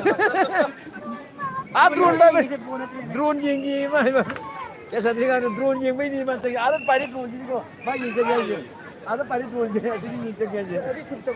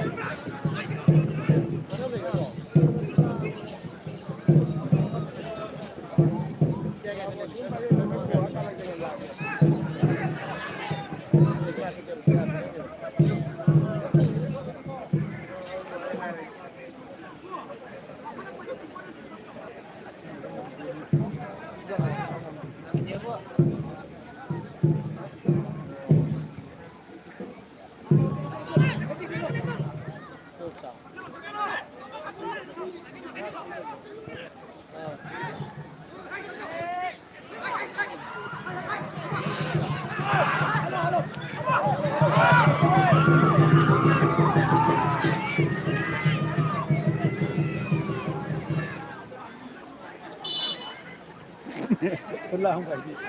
खुला हूँ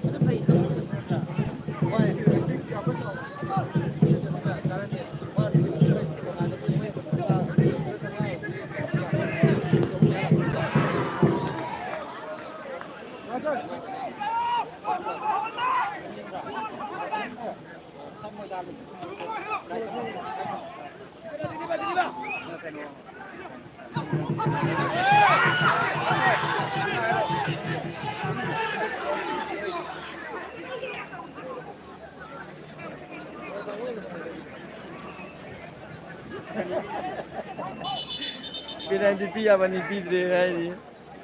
पेनाल्टी पिबे याबा गांथने नि माइबनि क्लेम तौरिसे अदो ओके ओके कैसे नते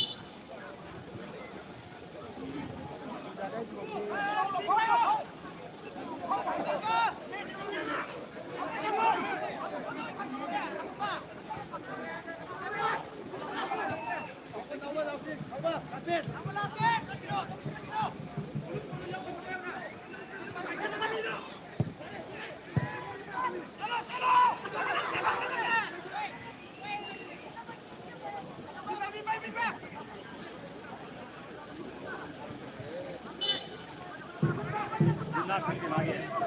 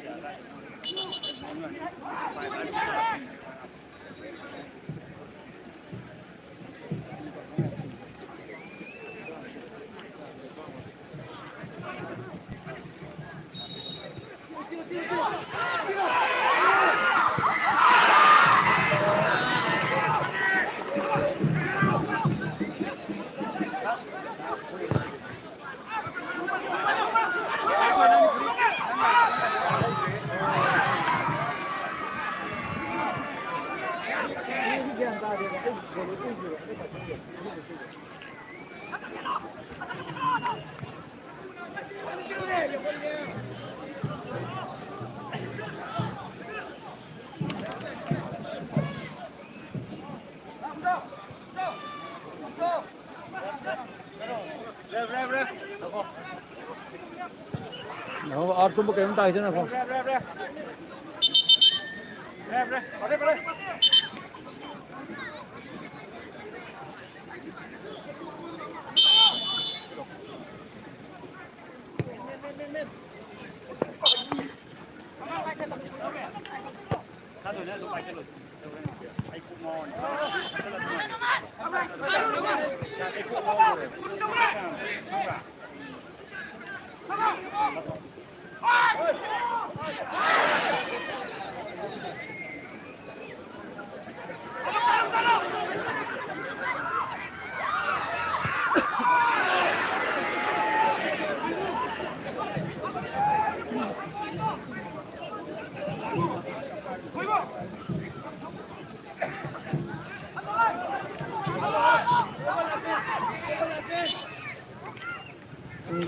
tungdagi kau re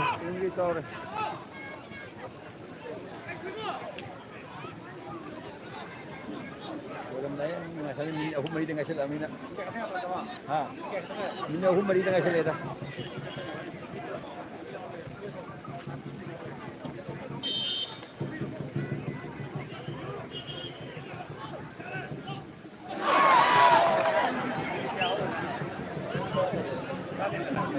Ada minit aku mari dengan minit yang kuida.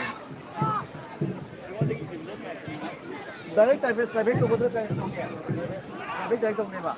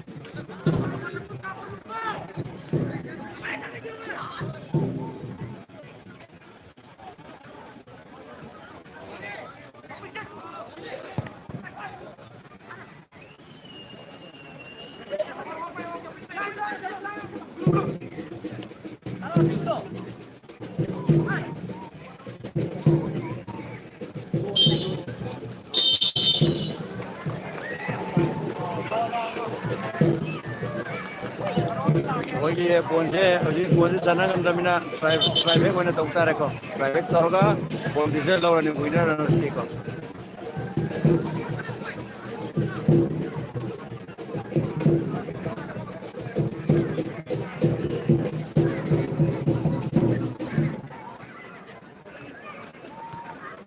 ꯑꯦ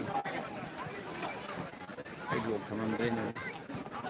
ꯇꯣꯏꯅ ꯇꯧꯕ ꯊꯕꯛ ꯅꯠꯇꯕꯅꯤ ꯍꯟꯗꯛ ꯀꯥꯎꯕꯅꯤ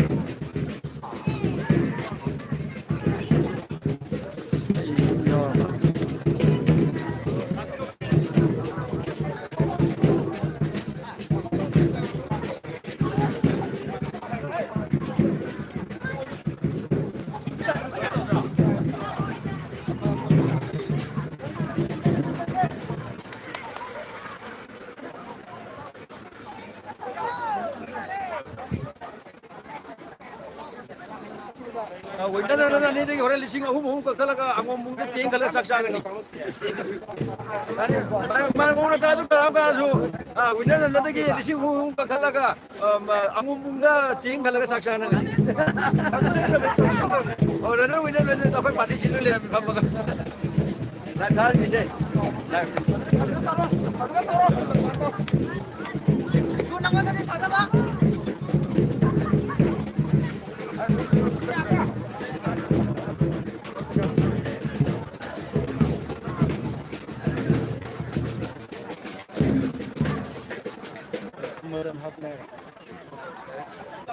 ꯑꯁꯨꯝ ꯇꯧꯗꯣꯏꯔꯥ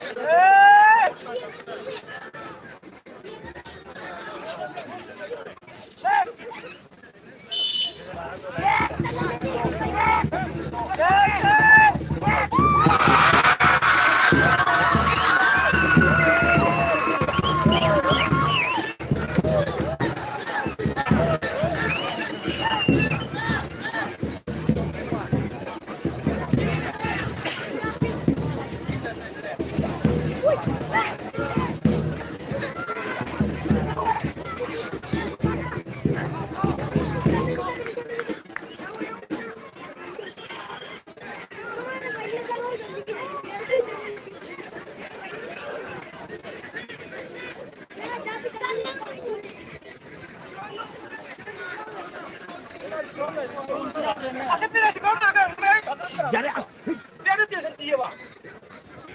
마음이 그렇게 된다고 봐.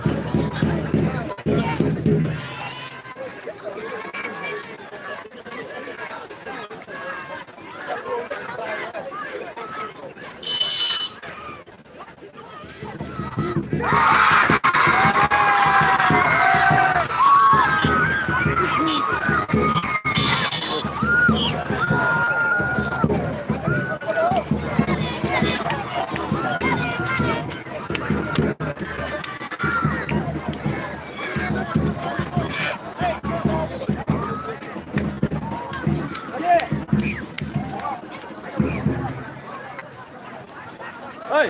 siapa yang ngomong kalau kau ni lagi kagak apa? Orang kan tak sesuatu. Banyak proses. Sinalsing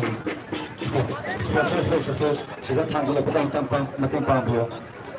Boris pegang tanggal mus sponsor flex itu tanggal boris sudah. Apa? Sebelum itu sudah dia asyik tanggal mana?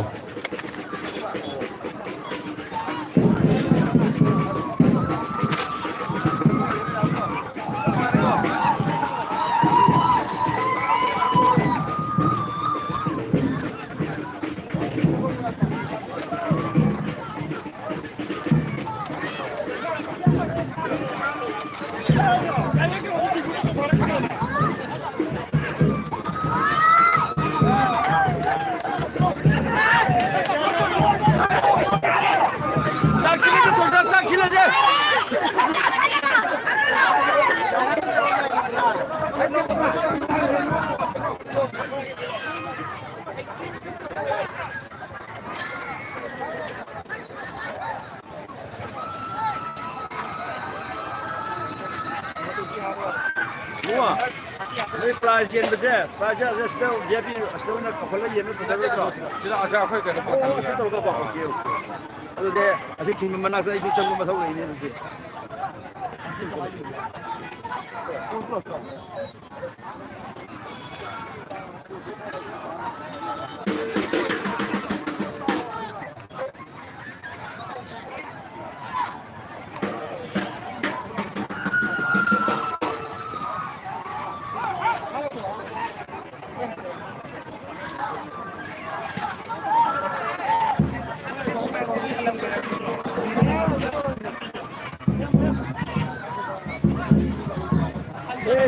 XP tahu, XP betul. Betul.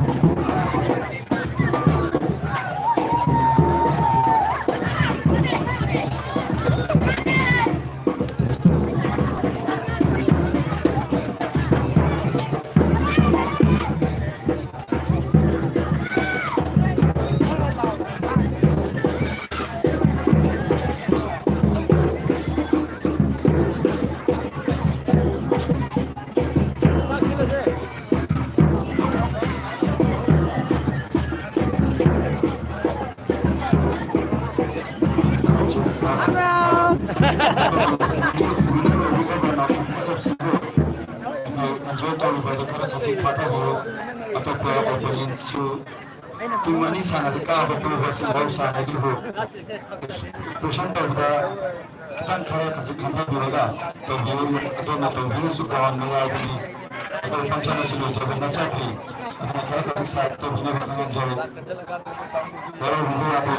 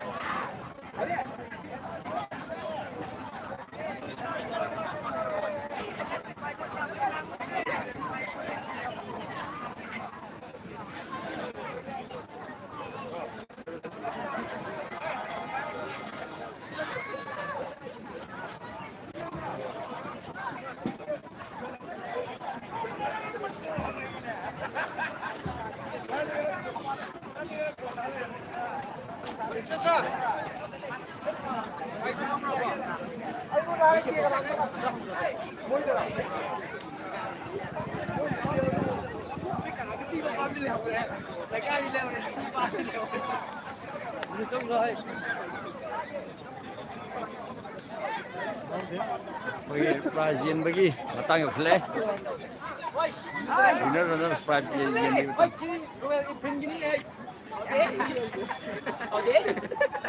그치가 넘게 넣는 도래가 동래거든. 공개 넣더라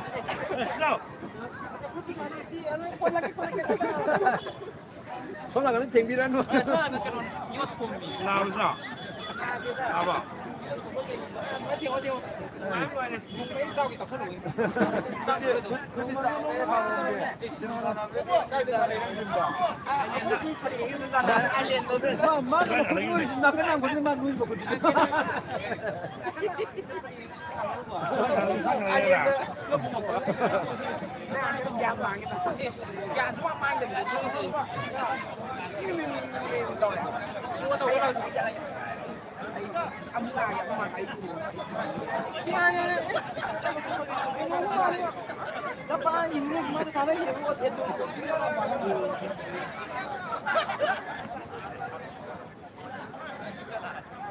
아무 번 줘봐.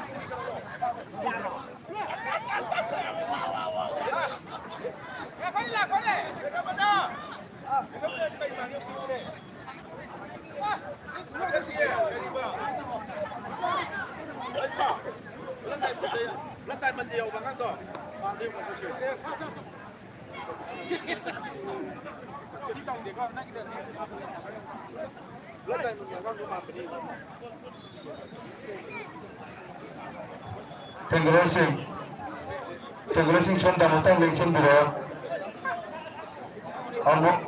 Om tengah nangisi jaga tenggorosing am sonda lengsen biro.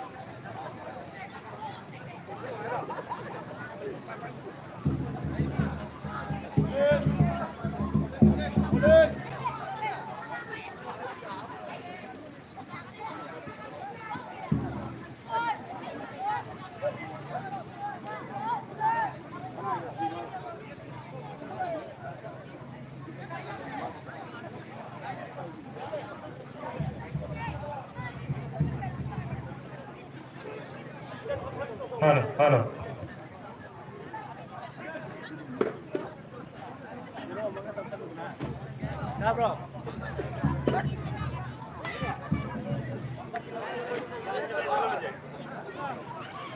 Có ở đây. Halo. Ấy chỗ kia có, ấy cần xin.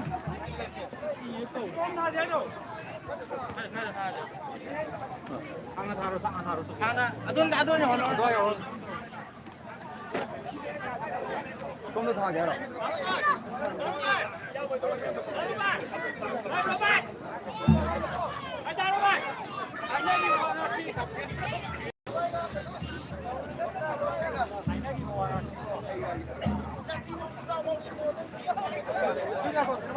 프라이즈 버전 미우고.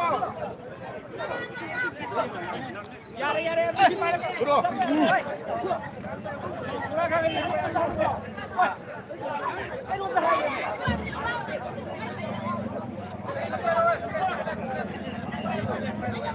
Halo.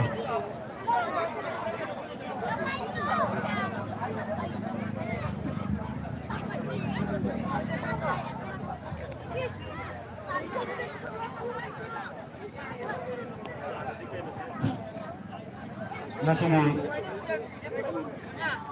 Ahanda ng Traban Kendra 6 Inside Novo Football Tournament 2025 Nation bagi tournament si gamay na na final match लोथाबा मतुंग हौजिक मयामदा prize मेथोपगी तंजादु लौजगे लौदना नसिगी अथाइबा मिथुंगन ओइना लेबरिबा इकाय खुमा जाराइबासिंबु मखादा लेंथबिरगलेबा नसिगी अथाइबा हेन मना यथुपगिदमा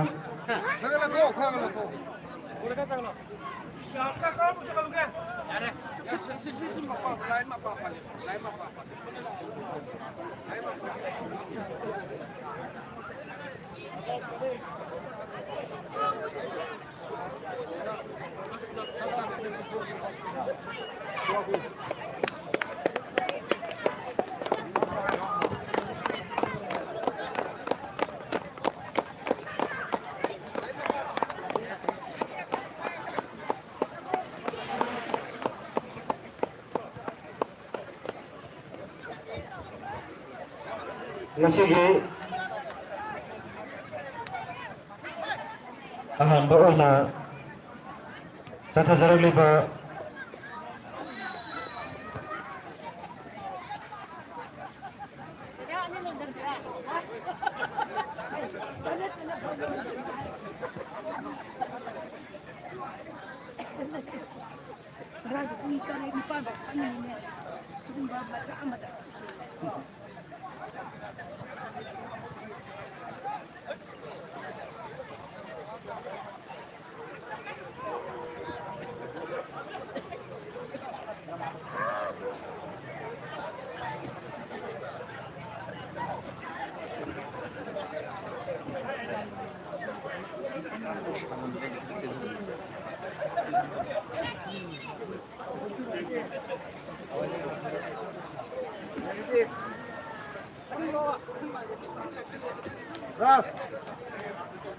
sathazaragliba football tournament asibu thawai hapiriba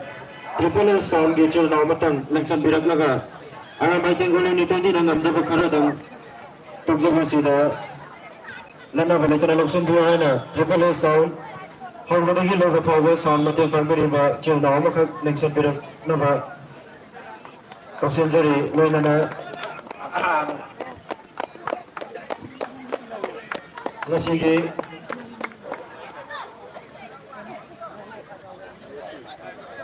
Unit 20 की fighting commander और नमगुरुबा मनंगंबा मुतुमना unit की मैकेनिक की जुगले साउंड अंगबा तगमनी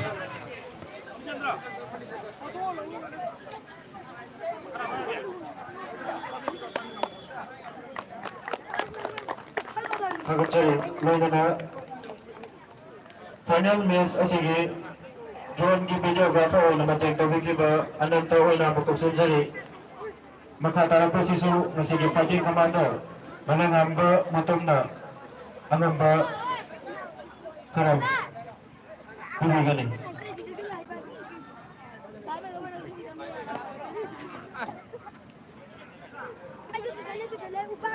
अमुक तक अननिक संसगे नसिगी वीडियोग्राफर ड्रोन की मतेक तबिकीबा अनंत ओइना लेक्सन बिरक्तना ngasige unit 20 की fighting commander beriba manangamba motom dagi angamba kara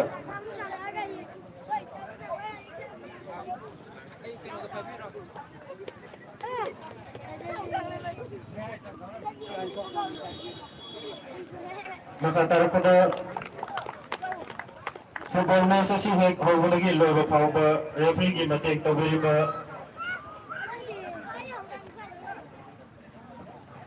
Larenjam Santa Amadi Tunesor Unit 20 की मैकेनिक की अंगम बकरा तौजगनी मसीगी नमक तले तो पिरना बा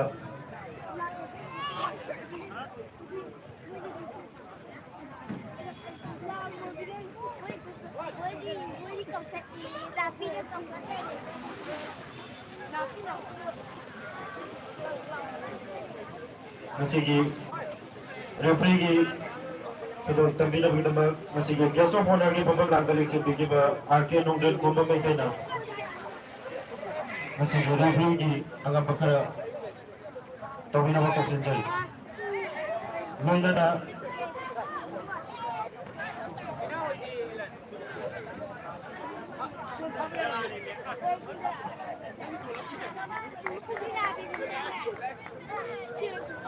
loinana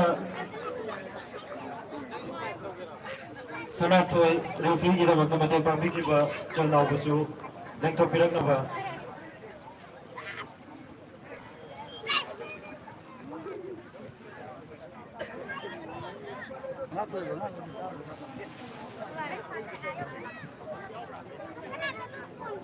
makha tarpada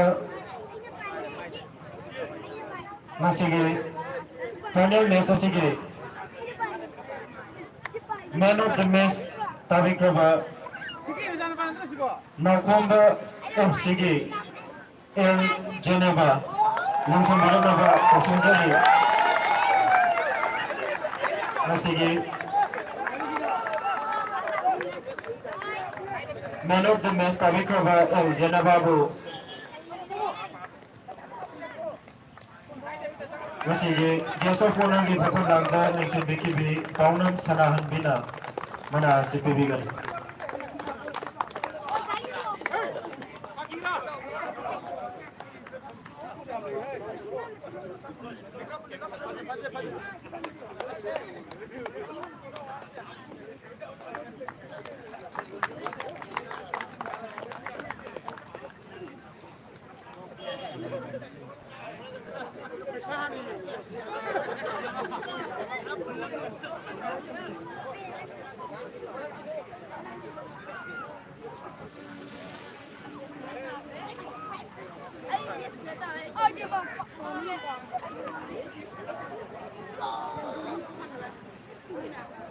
maka satu zero point na nasige final match sige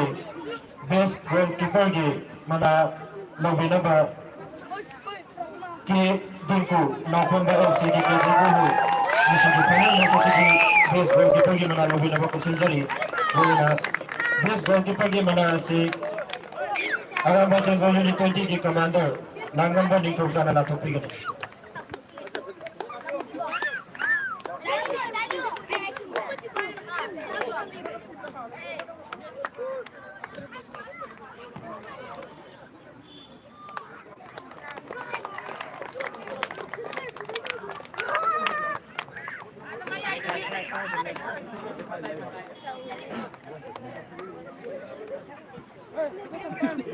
maka satu zari ba football tournament na sige best player tabikraba Y paringan ba Naukomba FC masige mana sibu ngambil pa lagaran ka masige bu atwa sir mana masige mana si natupigan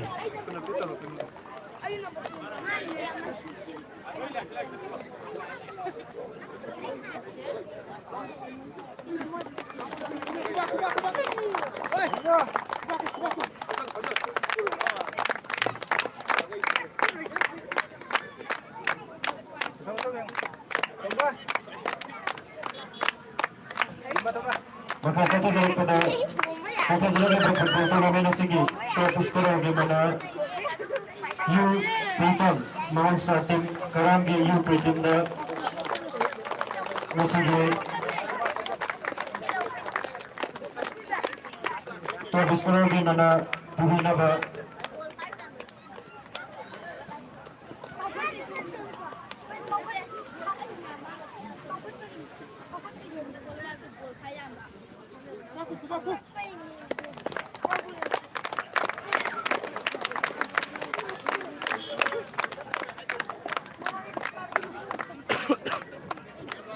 Nasige atau mitong men oina torong ako oina nang sabiki ba harong ba professor na nasige tapos ko lang gimana si pibigan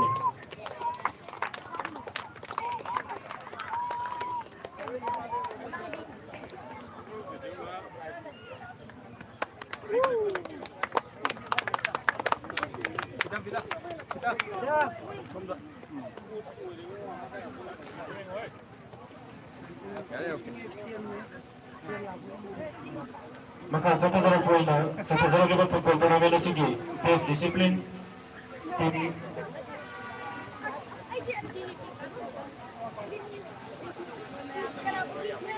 Please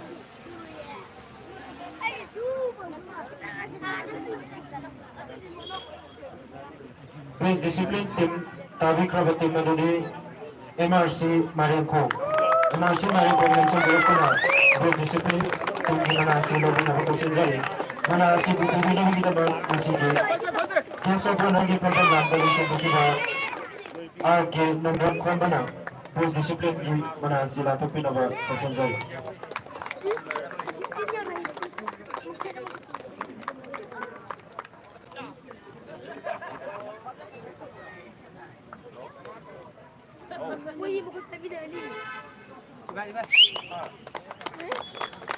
Tagot jari.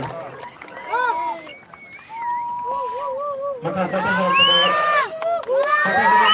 akan dalam perhatian resiko saya nogat perbuatan nasi kiri. Runners up tabi kaba mahal sa tim karam ng sabihan na batang jari. Mahal sa tim ng sabihan ko na nasigira na sa kimana labi na ba jari. Lingsan bilang pematanda sana masih betul orang pilih na. Kena kebiayaan na. Sejalan dari mesin dimakai lagi. Menurut saya masih di sinjari apa akan menentukan kendra seks selesai berdoa. Pembuatan nama ini juga difanti. Mana sakta kaba bahag sa tim karam. Hal iba mana sibo masih di atau ba untuk meruana lingsi bikibi. Madam Teruzam Landunina mana sibo lantuk begini.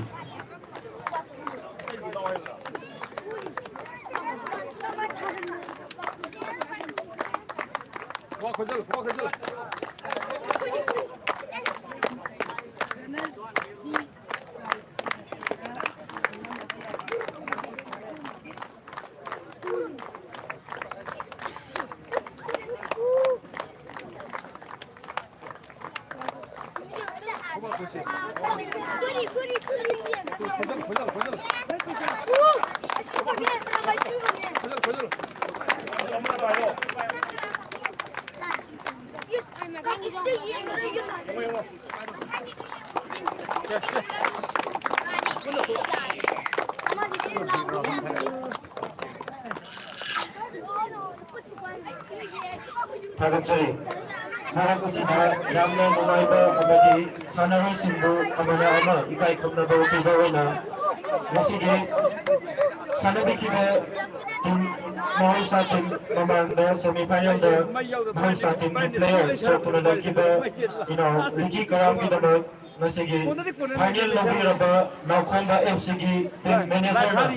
Amang ba karakatang Tangsage hay na Lanto Piray Masige na magtaso Dito di ginagay lagi tagatay mahal sa ating di Chile na malingsong bilang laga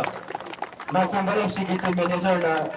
Inawagunisot pada apagamating Panggulang naman taso unit ay di ginagay lagi tagatang pagkagsari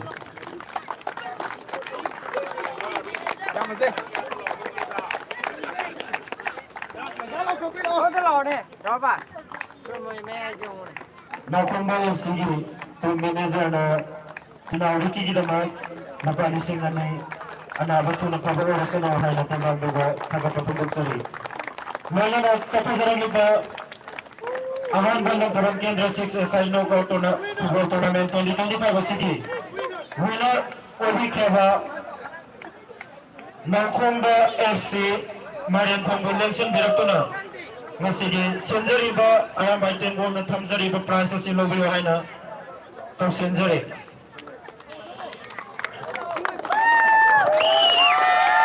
Naukomba FC Marian Pang winner gimana si Ilobi na ba lengson direk na ba to senjari nga sige winner nga sige mana si bunantong na langkap na ba nga sige chibias ki pampamlangga lengson deki ba Sri Karam Sambu Tersenjari Honorable MLA Lakurale Si Karam Sambu Tersenjari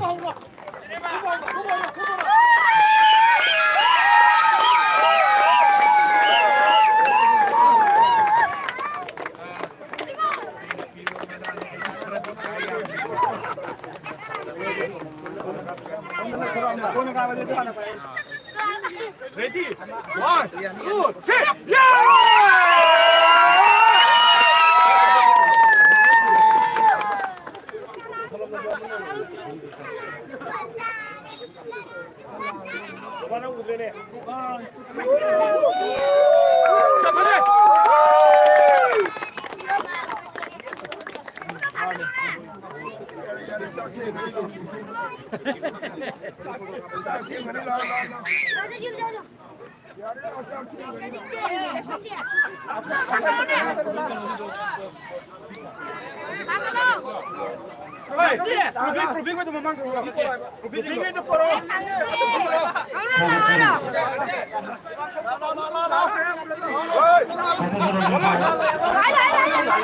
Football tournament na sugal. Santoshi betul nggak? Sambil sih.